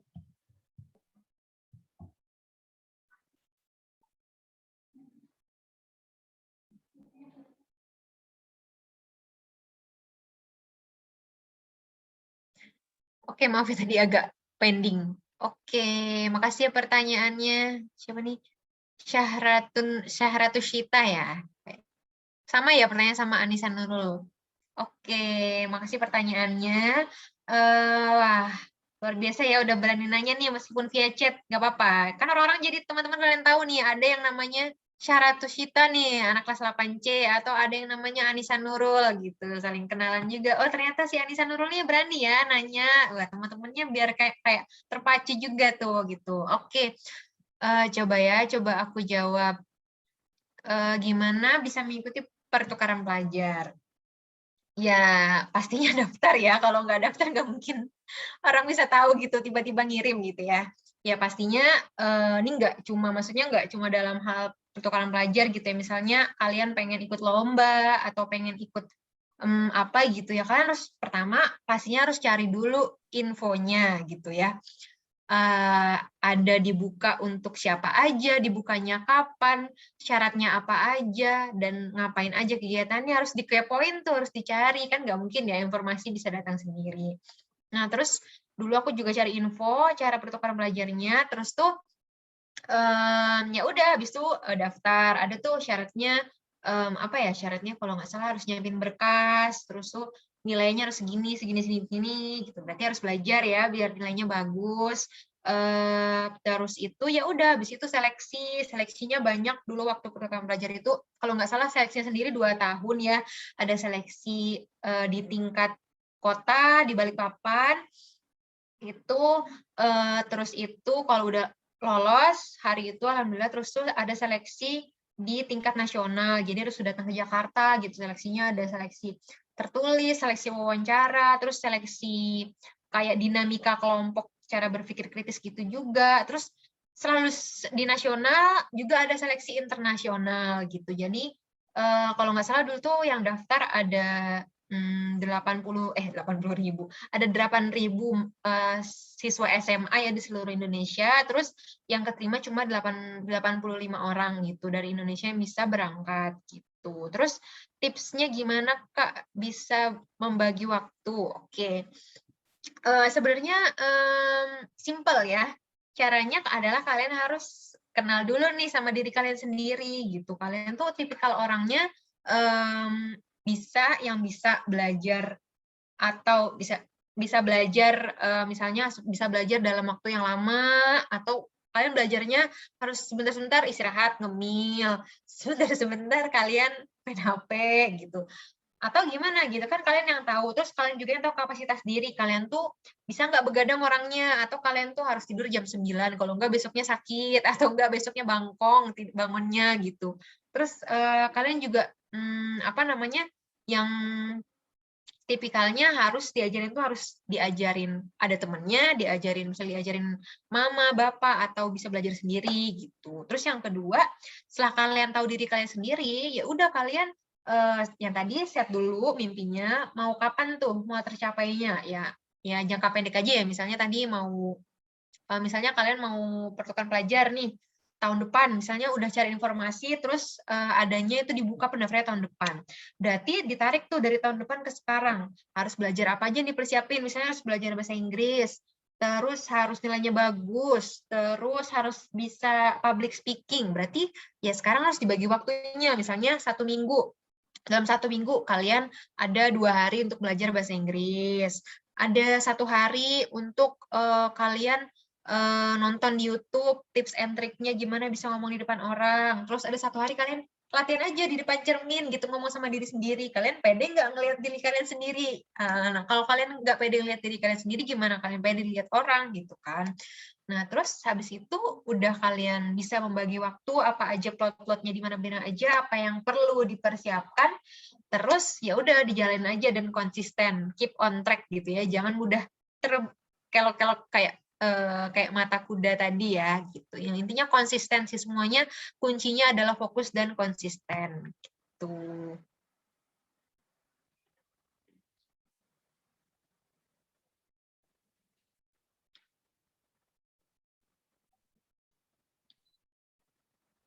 Oke Kak, lanjut untuk pertanyaan selanjutnya. Kak, bagaimana cara Kakak beradaptasi dengan yang lain? Dari Sari Ratri Yuniar. Oke, ini maksudnya dengan yang lain itu dengan yang lain apa ya, Sari ya?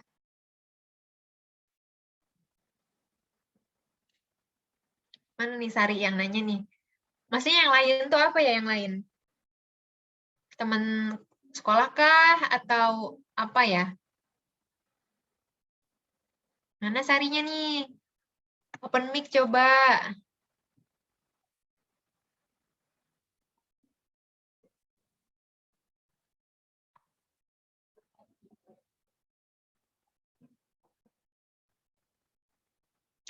Nggak ada ya, kayaknya nggak bisa open mic. Oh, dengan anak-anak di sini. Di sini tuh, maksudnya teman-teman kuliahku gitu ya? Atau gimana ya? Anggap aja kayak gitu ya. Mungkin, oke. Maksudnya mungkin karena aku di kuliahnya di Jogja gitu kali ya.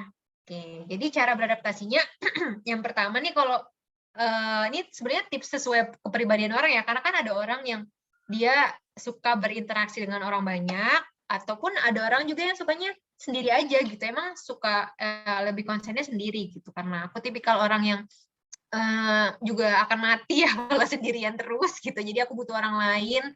untuk ngobrol, untuk apa. Jadi berarti aku beradaptasinya dengan yang pertama harus bisa berteman dengan banyak orang nih. Jadi sebelum aku datang ke Jogja, aku ini dulu nih kayak searching di Jogja tuh orangnya gimana sih? Oh ternyata di Jogja tuh orangnya kemayu, terus itu orangnya menjunjung tinggi bahasa daerah. Ya berarti kita juga sampai ke sini juga harus budayanya harus kayak gitu, sopan santun, terus itu belajar bahasa daerahnya gitu. Jadi apapun adaptasinya kalian harus tahu adaptasinya untuk siapa dan untuk apa gitu. Kalian harus pelajarin dulu adaptasinya gitu.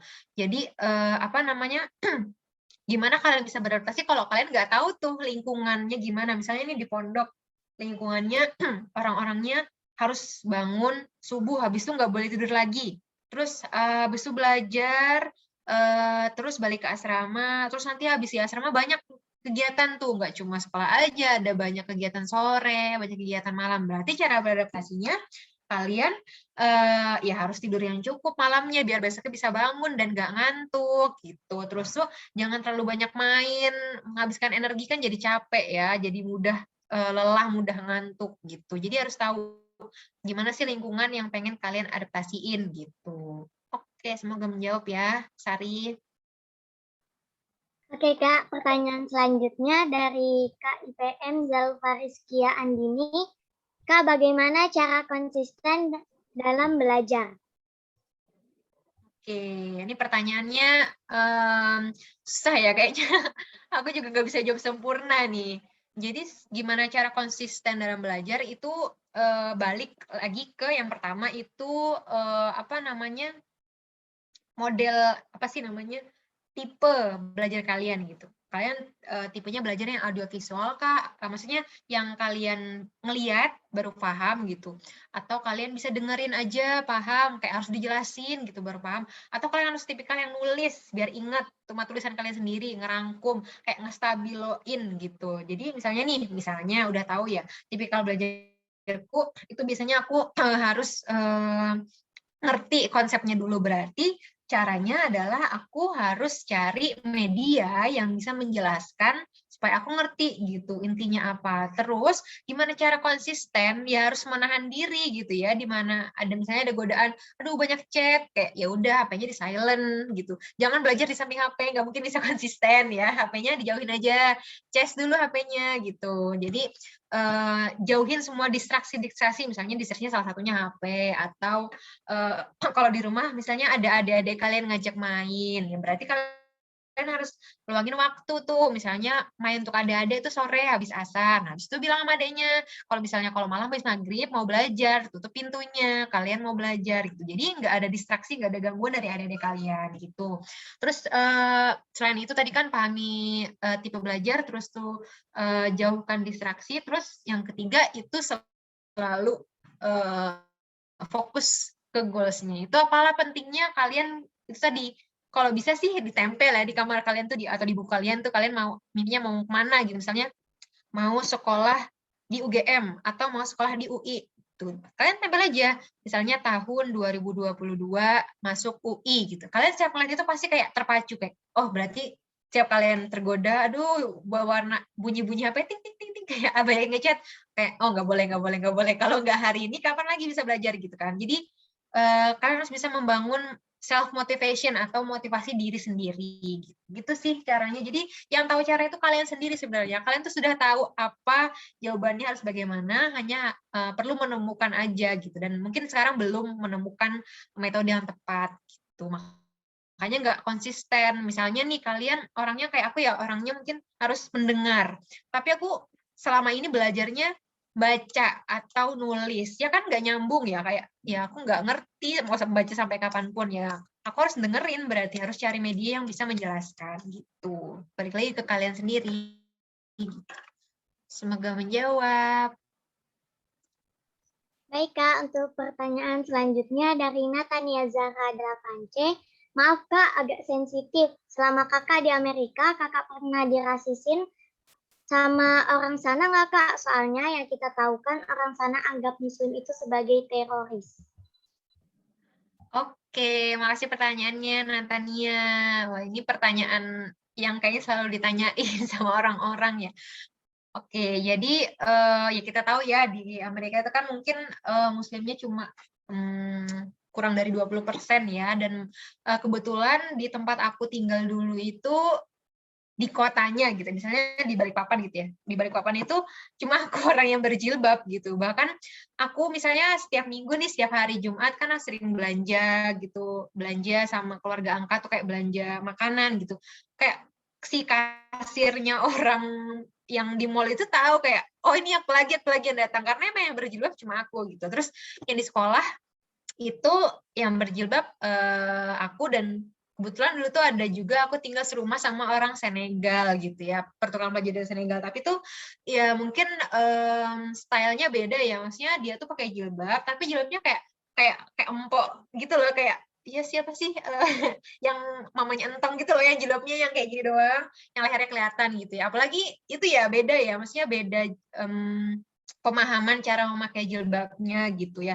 Jadi agak ditanyain sih, kamu tuh pakai jilbab harusnya gunanya apa sih gitu. Kalau aku kan jawabnya ya berarti untuk menutup auratku tuh apa aja. Terus dia tanya, lah kok itu pakai jilbabnya kelihatan lehernya gitu, berarti harus belajar lagi menjelaskan. Terus itu juga waktu aku ke sana kan itu tahun 2014 sampai 2015 ya, itu kebetulan dulu ada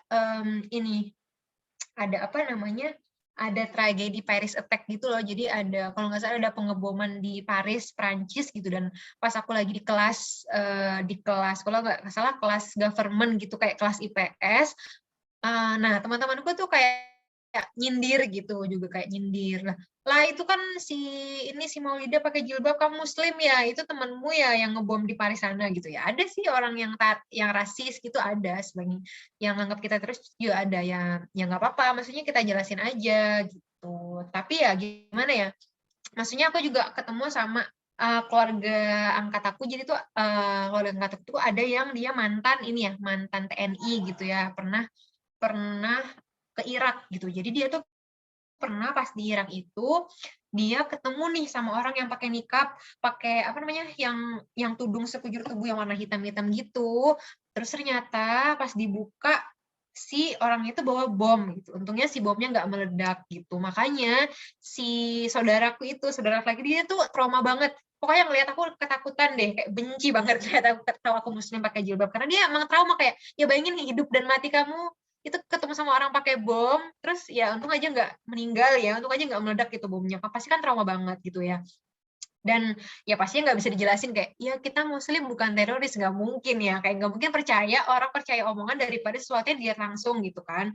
Ya gimana caranya ya, salah satunya adalah ya bersikap yang mencerminkan kalau misalnya kita seorang muslim tuh nggak seperti itu gitu. Jadi kan aku di sana setahun nih, jadi mungkin dulu tuh pas pertama kali kan dia nggak mau ketemu, terus pas 3 bulan pertama mau ketemu tuh kayak kalau setiap malam minggu kan di rumahku kayak ada makan bersama gitu, jadi si orangnya ini tuh nggak tinggal di rumahku gitu, aku di rumah cuma tinggal sama ibu angkat, jadi setiap malam minggu kita makan bersama tuh, kayak mereka datang. Terus di 3 bulan pertama si saudara angkatku tuh dia kayak berani datang nih, tapi nggak berani negur aku, kayak jaraknya tuh jauh-jauh gitu loh, kayak takut banget ketemu aku gitu, karena kan pakai jilbab kan juga kan kalau di rumah, karena dia kan juga laki-laki gitu.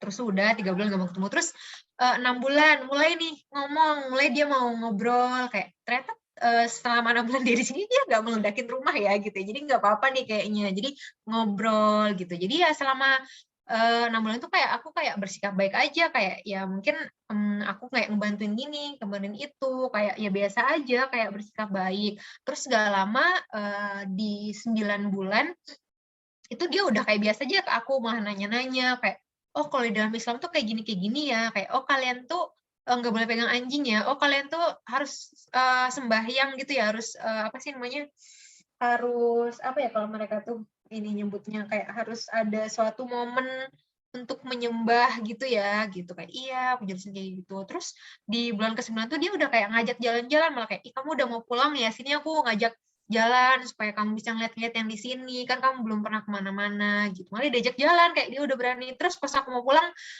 sedihnya itu sampai nangis ya, saudara angkatku tuh dia sampai nangis, meluk gitu kayak, makasih banget ya kamu udah datang ke sini, udah bisa mengubah pandanganku terhadap seorang muslim gitu deh. Dan selama setahun itu aku nggak ngomong, aku nggak setiap hari kayak enggak kok, kita tuh nggak teroris, kita tuh nggak ini bom, enggak, aku nggak pernah ngomong itu sama sekali. Aku cuma nunjukin aja dengan sikapku, kayak ya sikapku ya sama seperti manusia biasa ya, saling tolong menolong dan lain-lain gitu. Jadi itu sih mungkin pengalaman tentang rasismenya pas di sana gitu, Natania. Baik Kak, kita lanjut ke pertanyaan selanjutnya. Dari Kak Tabina Anindita, IPM. Kak, gimana sih caranya bangkitin semangat belajar? Kadang mut-mutan gitu, Kak. Oke, makasih Tabina. By the way, ini banyak yang nanya ya, seneng deh. Jadi pada berani nanya kan. Tuh dari tadi penasaran kan, tapi nggak berani mulai aja nih kayaknya. Oke, gimana sih cara bangkitin semangat ya? Kadang kemudian. Jadi sebenarnya kayak kemudian atau misalnya mager itu normal kok. Kayak semua orang tuh punya sifat itu ya.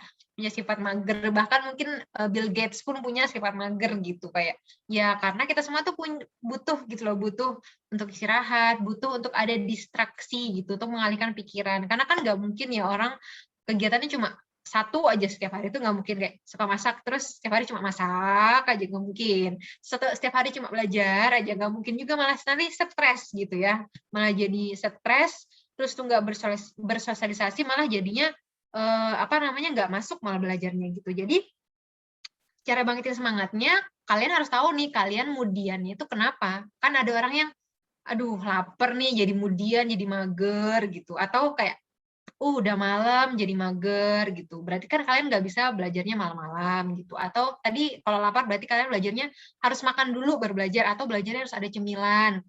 Atau misalnya aduh belajarnya sendirian nggak asik, ngantuk, berarti kalian harus ada teman untuk belajarnya gitu. Misalnya minta ajarin kakak atau ibu, atau misalnya kalian bisa telepon sama teman kayak minta dijelasin atau ngerjain bareng gitu. Jadi pertama ketahui dulu nih kalian mudiannya atau kalian mager itu karena apa sebabnya. Terus nah sebabnya itu baru dicari solusinya gitu. Dan bangkitin semangatnya itu kayak tadi sih, kayak kalian fokus ke apa yang pengen kalian capai gitu. Nanti kalau udah ketemu tuh masalahnya si magernya itu karena apa ya, insya Allah nanti kalau udah magernya teratasi, misalnya kalian supaya nggak mager harus makan dulu, atau supaya nggak penat ya main game dulu deh, nggak apa-apa deh 15 menit gitu ya, nggak apa-apa, jadi atasi dulu supaya nggak mager. Terus kan udah kayak udah wisuda, udah istirahat, udah fresh lagi, terus balik lagi belajarnya gitu, Tabina.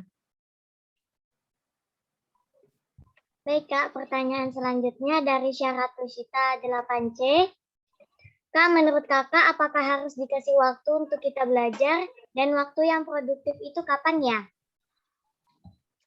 Oke, makasih pertanyaannya Syarat Lusita. Nah, jadi ya harus dikasih waktu kapan belajarnya ya. Karena kan kita sendiri yang tahu kapan waktu luang, kapan waktu kita bisa fresh untuk belajar. Misalnya ada yang belajarnya freshnya tuh habis subuh gitu. Atau malah ada yang belajarnya harus begadang gitu. Malah konsennya jam 2 malam gitu juga ada gitu. Atau ada yang belajarnya harus siang karena kalau malam tuh gelap, kayak ngantuk, kayak dingin gitu loh. Jadi harus siang belajarnya gitu. Jadi kalian tuh harus tahu waktu-waktu kapan yang bisa masuk tuh pelajarannya gitu. Terus gimana? Terus juga membagi waktu dengan yang produktif gitu. Karena kan sesuatu yang produktif bukan cuma belajar ya. Mungkin kayak nonton webinar, atau kalian latihan mengasah skill kayak latihan cara ngedit video, atau latihan masak, atau latihan main piano gitu. Jadi harus dikasih waktu juga itu. Jadi kayak tadi, kayak presentasi tadi misalnya sehari 4 jam belajar, terus 2 jam untuk hobi gitu. Jadi harus ditetapin gitu, biar nggak kesana kemari fokusnya gitu. Syahratus Syita. Oke Kak, pertanyaan selanjutnya dari IPM Anissa Nurul. Kak, kan Kakak belajar di Amerika sana harus pakai bahasa Inggris. Kakak belajar bahasa Inggris tuh gimana tuh Kak? Oke, makasih ya pertanyaannya Anissa Nurul lagi. Wah, ini kayaknya udah bikin list pertanyaan dari tadi ya, jadi nanya terus nggak apa-apa. Oke. Nah, muncul kan, kenapa nggak nanya langsung aja sih? Terus ini, ya harus belajar pakai bahasa Inggris lah. Mana mungkin orang sana bisa bahasa Indonesia, apalagi kita bahasa apa ya, bahasa Banjar kita nggak mungkin ya. Nah, belajar bahasa Inggrisnya gimana? Ya tadi misalnya nih harus tahu dulu yang dibutuhin apa. Kan semua bahasa ya, nggak cuma bahasa Inggris tuh kan ada kayak skill ngomongnya atau hafalan kosakatanya, kayak gimana kita bisa ngomong kalau kita nggak tahu kosakatanya apa gitu ya. Ataupun skill menulis, gimana tulisannya tuh, kayak bahasa Inggris gimana, bahasa Arab tuh gimana ya tulisannya ya gitu. Ya berarti tahu dulu tuh kalian tuh yang butuhnya belajarnya yang diperdalam tuh yang mana gitu. Apakah speakingnya kah, atau nulisnya kah, atau mendengarnya masih agak budek nih. Kalau dengerin orang ngomong dulu tuh kayak apa sih gitu kan. Nah itu harus tahu dulu tuh apa yang perlu dipelajari. Nah habis itu kalau udah tahu, misalnya kalian butuhnya listening, kayak kalau orang ngomong tuh kayak aduh nggak denger Kak, kayak ini ngomong apa sih kok begitu loh kan, berarti harus dilatih di situ misalnya. Nah kalau udah tahu apa yang harus dipertajam, ya misalnya tadi ya skill listening, berarti harus sering-sering kayak ya bolehlah dengerin lagu atau misalnya nonton film bahasa Inggris gitu. Yang pertama nggak apa-apa lah subtitle-nya Indonesia gitu, kayak gimana sih dia pronunciation-nya atau cara ngucapinnya. Terus udah lama subtitle-nya ganti bahasa Inggris tuh biar kalian tahu tulisannya gimana gitu. Kalau misalnya kalian kekurangan di kosakata, berarti kayak tadi, kayak kalian harus misalnya sehari ngafalin 3 kosakata, misalnya habis nonton bahasa Inggris kalian catat tuh kosakatanya terus kalian hafalin gitu. Jadi itu sih kalau belajar bahasa tuh kayaknya lebih ke praktis ya gitu. Apalagi kalau speaking, nggak cuma bahasa Inggris, semua bahasa deh gitu. Karena kan meskipun bahasa Arab misalnya, kan nggak mungkin kalian bisa kalau kalian di pondok juga nggak gunain sedikit-sedikit gitu kosakata bahasa Arabnya, atau kalian nggak nulis tuh lupa kan lama-lama kalau nggak nulis gitu. Gitu sih, Anissa. Terima kasih, Kak. Oke, akhirnya ngomong. Pertanyaan selanjutnya dari Diva Lestari 7E. Kak, gimana cara mengatur waktu antara belajar dan organisasi? Oke, makasih pertanyaan Diva. Ya, ini bagus banget pertanyaannya ya, karena dulu juga apalagi pas dulu awal-awal kuliah gitu kan kayak peralihan ya.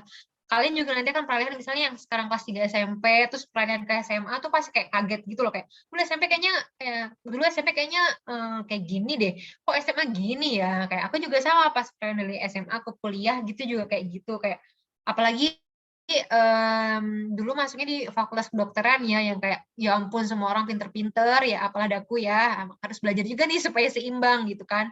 Jadi ya cara mengaturnya antara belajar dan organisasi itu yang kalian tahu dulu nih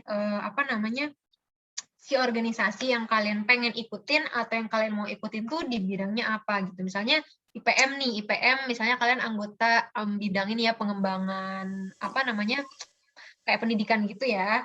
Nah, berarti kan itu harus bisa bikin program atau apa yang berkaitan pendidikan gitu. Terus tuh harus adanya punya kemampuannya di bidang pendidikan itu dan lain-lain gitu. Berarti kalian harus pelajarin tuh seputaran itu organisasi kalian. Nah, selain itu, misalnya nih kalau si PM itu misalnya ada rapat nih setiap hari Rabu jam segini gitu ya. Berarti kalian di waktu itu juga harus fokus ke IPM gitu, nggak boleh kayak iya aku nggak bisa, aku udah belajar ya, nggak bisa kan, karena udah milih organisasi ya, itu suatu amanah ya, berarti harus dijalankan, harus diselesaikan gitu. Jadi sebelum kalian masuk di organisasi itu kalian udah harus tahu kayak aku sanggup nggak sih di organisasi ini, atau ini sesuai nggak sih dengan visi misi hidup, atau kayak kemampuanku di organisasi ini tuh seberapa gitu yang akan aku keluarkan gitu. Jadi kalian bisa membagi waktu, kayak nggak ada rasa kayak ada kan kayak mungkin orang-orang yang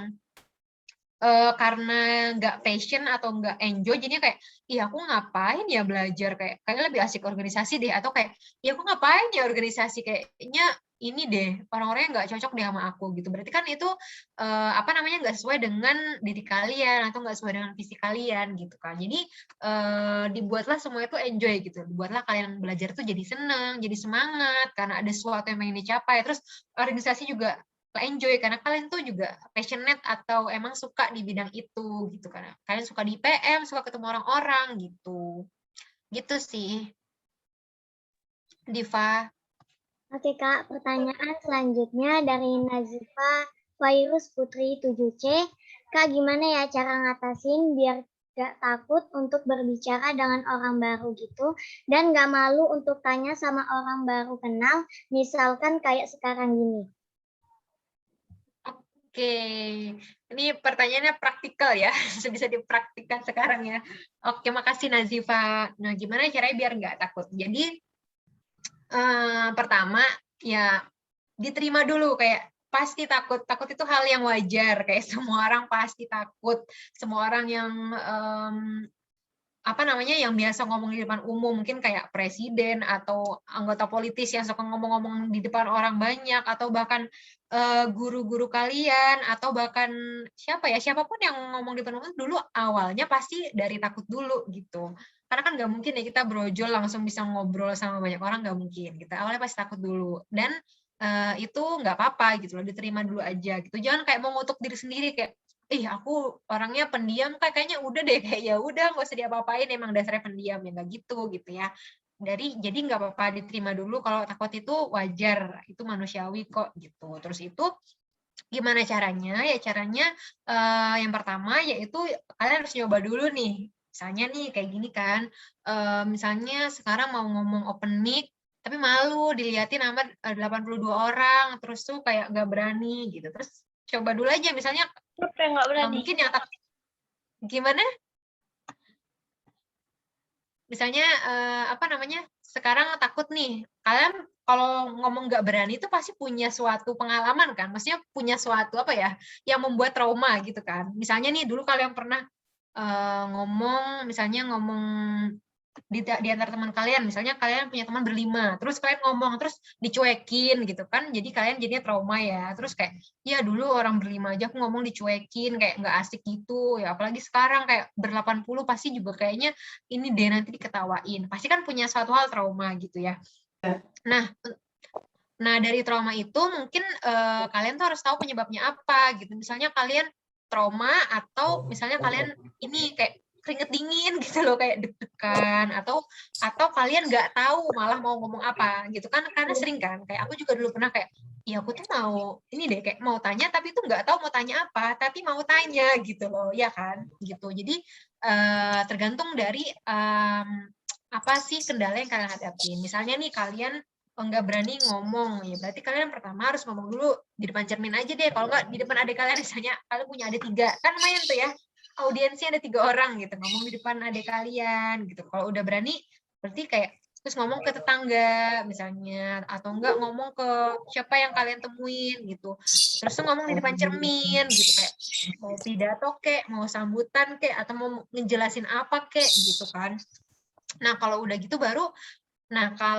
gitu baru dicoba, karena semuanya nggak akan tahu kalau nggak nyoba lagi gitu ya. Bukan berarti kalian gagal, kayak kemarin aku nanya di depan kelas, nanya sama guru, tapi belibet Kak ngomongnya, kayak lu kayak gimana gitu ya, kayak nggak tahu bahasanya gimana gitu. Ya nggak apa-apa, nanti dicoba lagi, tanya lagi. Kayak pasti kan gurunya tanya ya maksudnya apa. Kayak tadi aku nanya kan, kayak mungkin ada yang nanya terus kata-katanya kurang panjang gitu ya, maksudnya kurang menjelaskan, mungkin karena takut ngejelasin. Terus aku tanya kan, kayak maksudnya apa ya gitu. Terus kalian jelasin lagi, maksudnya ini Kak. Nah itu udah bagus tuh, udah berarti udah berani untuk menimpali kesalahan yang kalian perbuat sebelumnya gitu. Jadi dicoba sih gitu. Untuk yang baru kenal biasanya sih ya, kalau public speaking itu kalau dulu-dulu awal-awal tuh ya anggap aja itu semua benda mati yang nggak akan bisa ngelihat kalian gitu. Jadi biasanya kan kalau orang di depan atau di bawah gitu ya, biasanya ngelihat aja ke atap gitu, atau ngelihat aja misalnya dia pakai topi, lihat aja topinya, jangan lihat matanya, terus lihat aja jilbabnya gitu, jangan lihat matanya, karena biasanya kalau lihat matanya tuh agak nervous ya gitu. Jadi dialihin aja pandangannya ke yang lain supaya nggak nervous atau gugup gitu. Gitu Nazifa. Mana berani nggak open mic ini? Mana Nazifanya? Oke, lanjut. Oke Kak, pertanyaan selanjutnya dari Bella NF77A. Kak, tips untuk terhindar dari toxic circle yang relate sama Kak gimana? Oke, Bella, makasih ya pertanyaannya. Wah, ini anak SMP sekarang udah tahu istilah toxic circle ya, keren. Luar biasa deh, generasi sekarang ini keren. Kayak dulu waktu SMP kayaknya nggak kenal itu istilah toxic circle itu apa ya. Circle yang beracun itu kenapa ya, gitu. Ya, nggak apa-apa ya, berarti kan sudah paparan informasinya udah banyak ya, udah lebih luas wawasannya. Nah, iya sih benar. Kayak aku juga punya pengalaman yang relate dengan si toxic circle ini. Jadi itu kalau misalnya pas kuliah itu pasti banyak ya, kayak temannya tuh banyak, kayak dan juga interestnya tuh beda-beda gitu. Misalnya ada pertemanan, ya anggap aja jangan circle deh ya. Nanti circle nih ada yang nggak ngerti, diem aja kayak ngomongin apa sih circle kayak geng gitu lah ya. Geng gitu. Ada geng yang sukanya jalan-jalan atau sukanya nongkrong, terus ada geng yang sukanya belajar, terus ada geng yang sukanya dandan gitu ya, atau ada geng yang sukanya apa gitu. Ya berarti kalian jangan masuk di circle yang salah atau jangan masuk di geng yang salah gitu kan. Misalnya kalian apa namanya, karena circle itu juga mempengaruhi apa namanya diri kalian sendiri loh ya. Misalnya nih circle-nya si gengnya itu suka belajar. Kalau kalian di geng teman-teman yang belajar, kalian tuh otomatis akan terpacu juga untuk belajar, ya nggak sih? Dan kalian tuh kayak malu gitu loh, ih, kok mereka belajar ya, kok aku nggak belajar ya? Pasti kan otomatis kalian juga belajar gitu. Misalnya nih, di circle yang lain, misalnya di kalian berteman sama geng yang dia sukanya gosip gitu ya, suka ngomongin orang gitu ya.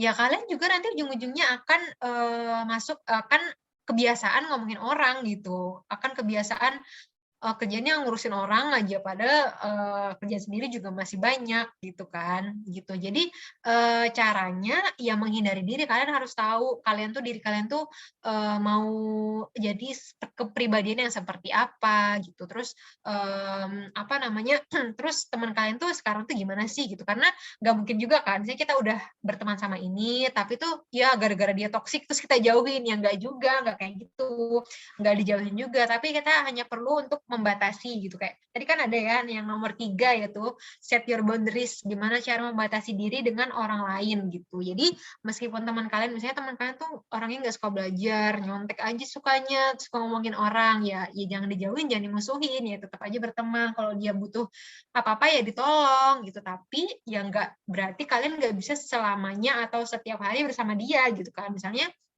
pas dia lagi ngomongin orang, ya udah kalian pamit aja, bilang aja mau ngerjain PR atau mau ngapain gitu. Jadi kalian harus bisa membatasi diri sendiri, kayak membangun dinding sendiri, gimana kalian bisa mengontrol diri kalian sendiri dari si circle atau pertemanan yang menurut kalian tuh toksik atau kurang ada manfaatnya gitu. Gitu Bella.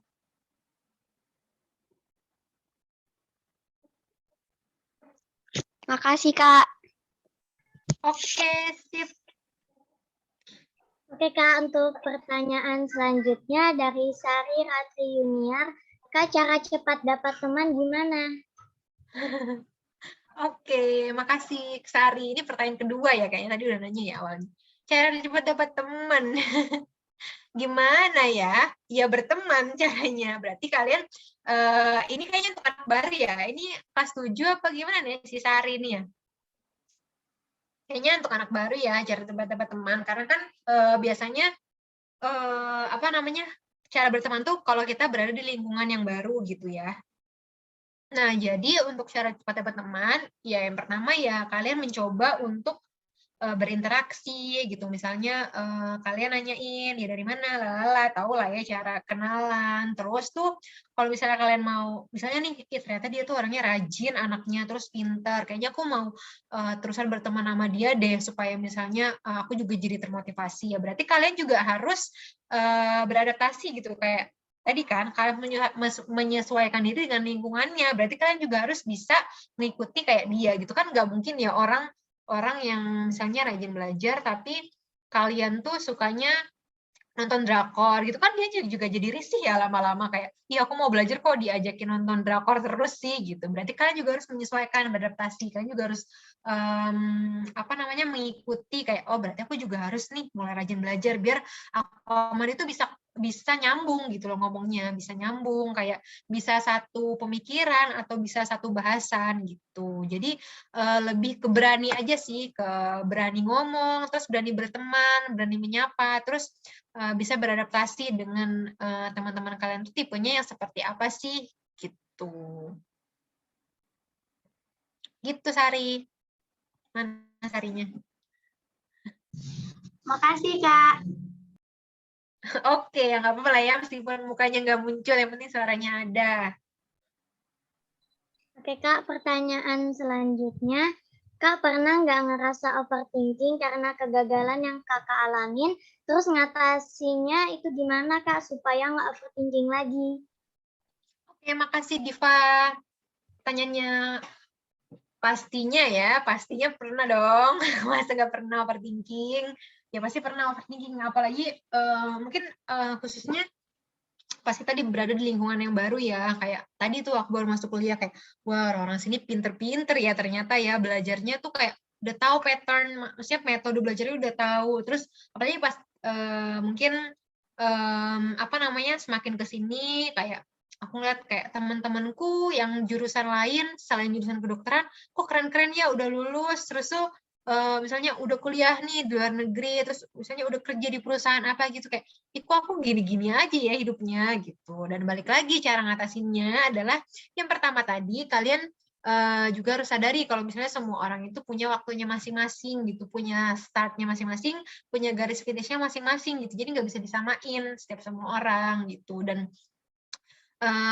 itu nggak apa-apa untuk kita merasa kecewa atau kita merasa sedih, itu nggak apa-apa ya, itu kan sebagai cara kita mengekspresikan diri kita gitu ya, caranya mengekspresikan kegagalan gitu nggak apa-apa. Jadi misalnya sedih sebentar nggak apa-apa, tapi habis itu coba kita mikir lagi, maksudnya kita gagal sekarang ini, misalnya nih gagalnya dalam konteks apa ya, misalnya misalnya kalian mau ranking 1 gitu ya, tapi ternyata kalian dapatnya ranking 3 kan, iya sedih, nggak jadi ranking 1 gitu kan.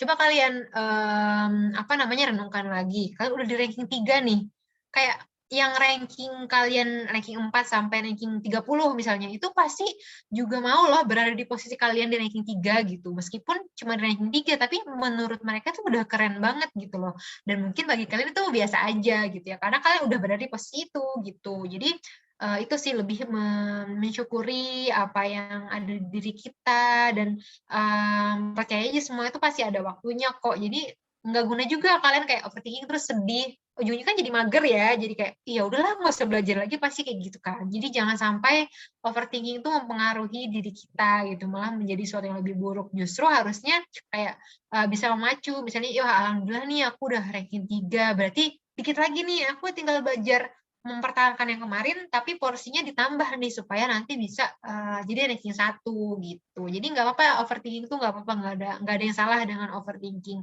Itu manusiawi, dan itu cuma gimana cara diri kamu mengekspresikan kegagalan aja gitu. Gitu Diva. Kasih banyak, Kak. Oke, sama-sama. Oke, Kak. Terus selanjutnya ada pertanyaan dari Kanisa Fatiatul. Kanisa, silahkan. Halo, Kak. Halo, Nisa. Ya. Nisa mau nanya nih, ada nggak sih saran Kakak untuk anak-anak seusia kita biar nanti pas udah di masa SMA atau kuliah kita tuh kayak nggak nyesal gitu loh, Kak? Kayak saran ngapain gitu, Kak? Atau lebih baik jangan begini gitu. Makasih, Kak. Oke, makasih nih, pertanyaannya bagus banget nih. Aku jadi kayak menyesal juga nih dulu kayak SMP, dulu ini ya kudet ya, nggak banyak main ini itu gitu ya. Oke, jadi ini kayak aku melihat aku beberapa tahun yang lalu ya, mungkin ya ini cara ngasih tipsnya ya, mungkin untuk anak-anak SMP yang sekarang di kelas 1, kelas 2, kelas 3, yang pertama yang pastinya itu adalah perbanyak skill di luar sekolah formal gitu. Karena apapun itu kan jangan kalian berpikir kayak masa piano itu skill yang ini sih Kak, kayaknya itu deh, kayak piano doang cetek deh, atau kayak kayaknya aku nih bisa storytelling gitu, kayaknya cuma storytelling doang gitu. Nggak gitu, nggak juga. Jadi kalian nggak apa-apa, kalian yang suka apa, yang passion apa, hobinya apa, biasa aja sekarang, kayak mumpung sekarang kalian semangat gitu. Belum tentu nih tahun depan kalian masih semangat. Misalnya sekarang kalian semangat, aku belajar bahasa Inggris biar bisa pertukaran pelajar. Ya nggak apa-apa, sekarang ayo dilakuin belajar bahasa Inggris. Belum tentu bulan depan lagi kalian masih ada tuh semangatnya. Jadi mumpung masih ada semangatnya, dilakukan dari sekarang, karena kita nggak tahu nih, misalnya tahun yang akan datang atau 2 tahun yang akan datang. Siapa ya? Ada bolong-bolong. Kita nggak tahu nih, misalnya setahun yang akan datang itu tuh skill itu tuh berguna banget atau gimana gitu nggak sih? Kan kita nggak tahu ya. Misalnya nih, yang dulu, yang tahun 2018, dia tuh hobi video editing. Mungkin dulu kan biasa aja, kayak, iya apa sih cuma edit video. Lah sekarang di tahun pandemi seperti ini semuanya pakai media kan, malah dia mungkin bisa dibayar karena skillnya yang bisa editing video gitu. Jadi lebih ke explore diri sendiri aja sih, kalian sukanya apa, terus ya udah ditekuni aja, jangan mikir macam-macam, jangan kayak orang bilang cuma itu doang, cuma itu doang, jangan, kayak ya udah kalian tekunin aja apa yang kalian suka, apa yang kalian passion, apa yang membuat kalian semangat belajarnya, malah energinya 200% itu malah sekarang dilakuin aja, karena semakin beriring usia semakin tua itu kan energinya semakin ini ya, kayak semakin mudah capek, semakin kurang bisa fokus lagi gitu, karena kan di masa-masa pertumbuhan itu kan malah seger ya, masih fresh, masih bisa nangkep gitu kalau belajar gitu. Jadi lebih ke explore di kalian sendiri aja sih, karena nggak mungkin bisa kayak didikte, misalnya yang pertama harus kayak gini, yang kedua harus gini, nggak mungkin, karena semua orang beda ya. Tapi yang paling penting adalah tadi tuh sebisa mungkin perbanyak skill-skill di luar sekolah formal, terus juga pelajaran bahasa gitu. Nggak cuma bahasa Inggris ya, karena mungkin sekarang di tahun ini, nggak juga sih, mungkin di tahun 2015 itu bahasa Inggris bahasa internasional, tapi di tahun sekarang itu bahasa Indonesia itu udah banyak, udah bahasa Indonesia itu ada Inggris, ada bahasa Mandarin, ada bahasa Arab, dan ada bahasa Perancis dan lain-lain gitu, udah banyak lagi. Dan kalau misalnya sekarang cuma bisa bahasa Inggris, ya bakal kalah yang orang yang bisa bahasa Mandarin dan lain-lain gitu. Jadi kuasain apa yang kalian suka pada saat itu, karena seiring berjalannya waktu kan pasti akan beradaptasi ya, pasti kebutuhan akan suatu skill itu juga akan berubah gitu. Jadi itu sih, dua itu sih, perbanyak skill di luar ini dan juga bisa menguasai bahasa sih gitu, nggak cuma bahasa Inggris gitu. Nisa, semoga menjawab ya. Jadi nyesel deh dulu kenapa nggak belajar bahasa banyak. Oke, sama-sama. Oke Kak, sepertinya tadi adalah pertanyaan terakhir. Terima kasih banyak kepada Kak Mauli dan Rasana yang bersedia memberikan jawaban atas pertanyaan yang disampaikan teman-teman STEMGA. Terima kasih telah meluangkan waktu untuk memberikan materi yang sangat bermanfaat. Baik, sama-sama moderatornya. Luar biasa ya moderatornya hari ini, mantap deh pokoknya. Energinya udah makan ya. Jadi itu loh kayak semangat gitu loh. Kasih Muftia. Ya. Baik, terima kasih banyak juga kami ucapkan kepada teman-teman yang berkenan hadir pada webinar hari ini. Tibalah kita pada penghujung acara kali ini. Sebelum kita menutup acara pada kesempatan kali ini, marilah kita berdoa terlebih dahulu. Kepada Kak Dafa Hisham, kami persilahkan. Oke, sebelum menutup acara pada sore hari ini, mari kita berdoa. Allahumma la sahla illa ma ja'alahu sahla. Allahumma aftaha alaina abwabal khaira wa abwabal barakah wa abwaban ni'mah wa abwabar rizqi wa abwabal quwwah wa abwabas sihah wa abwabas salamah birahmatika ya arhamar rahimin. Amin, amin ya rabbal.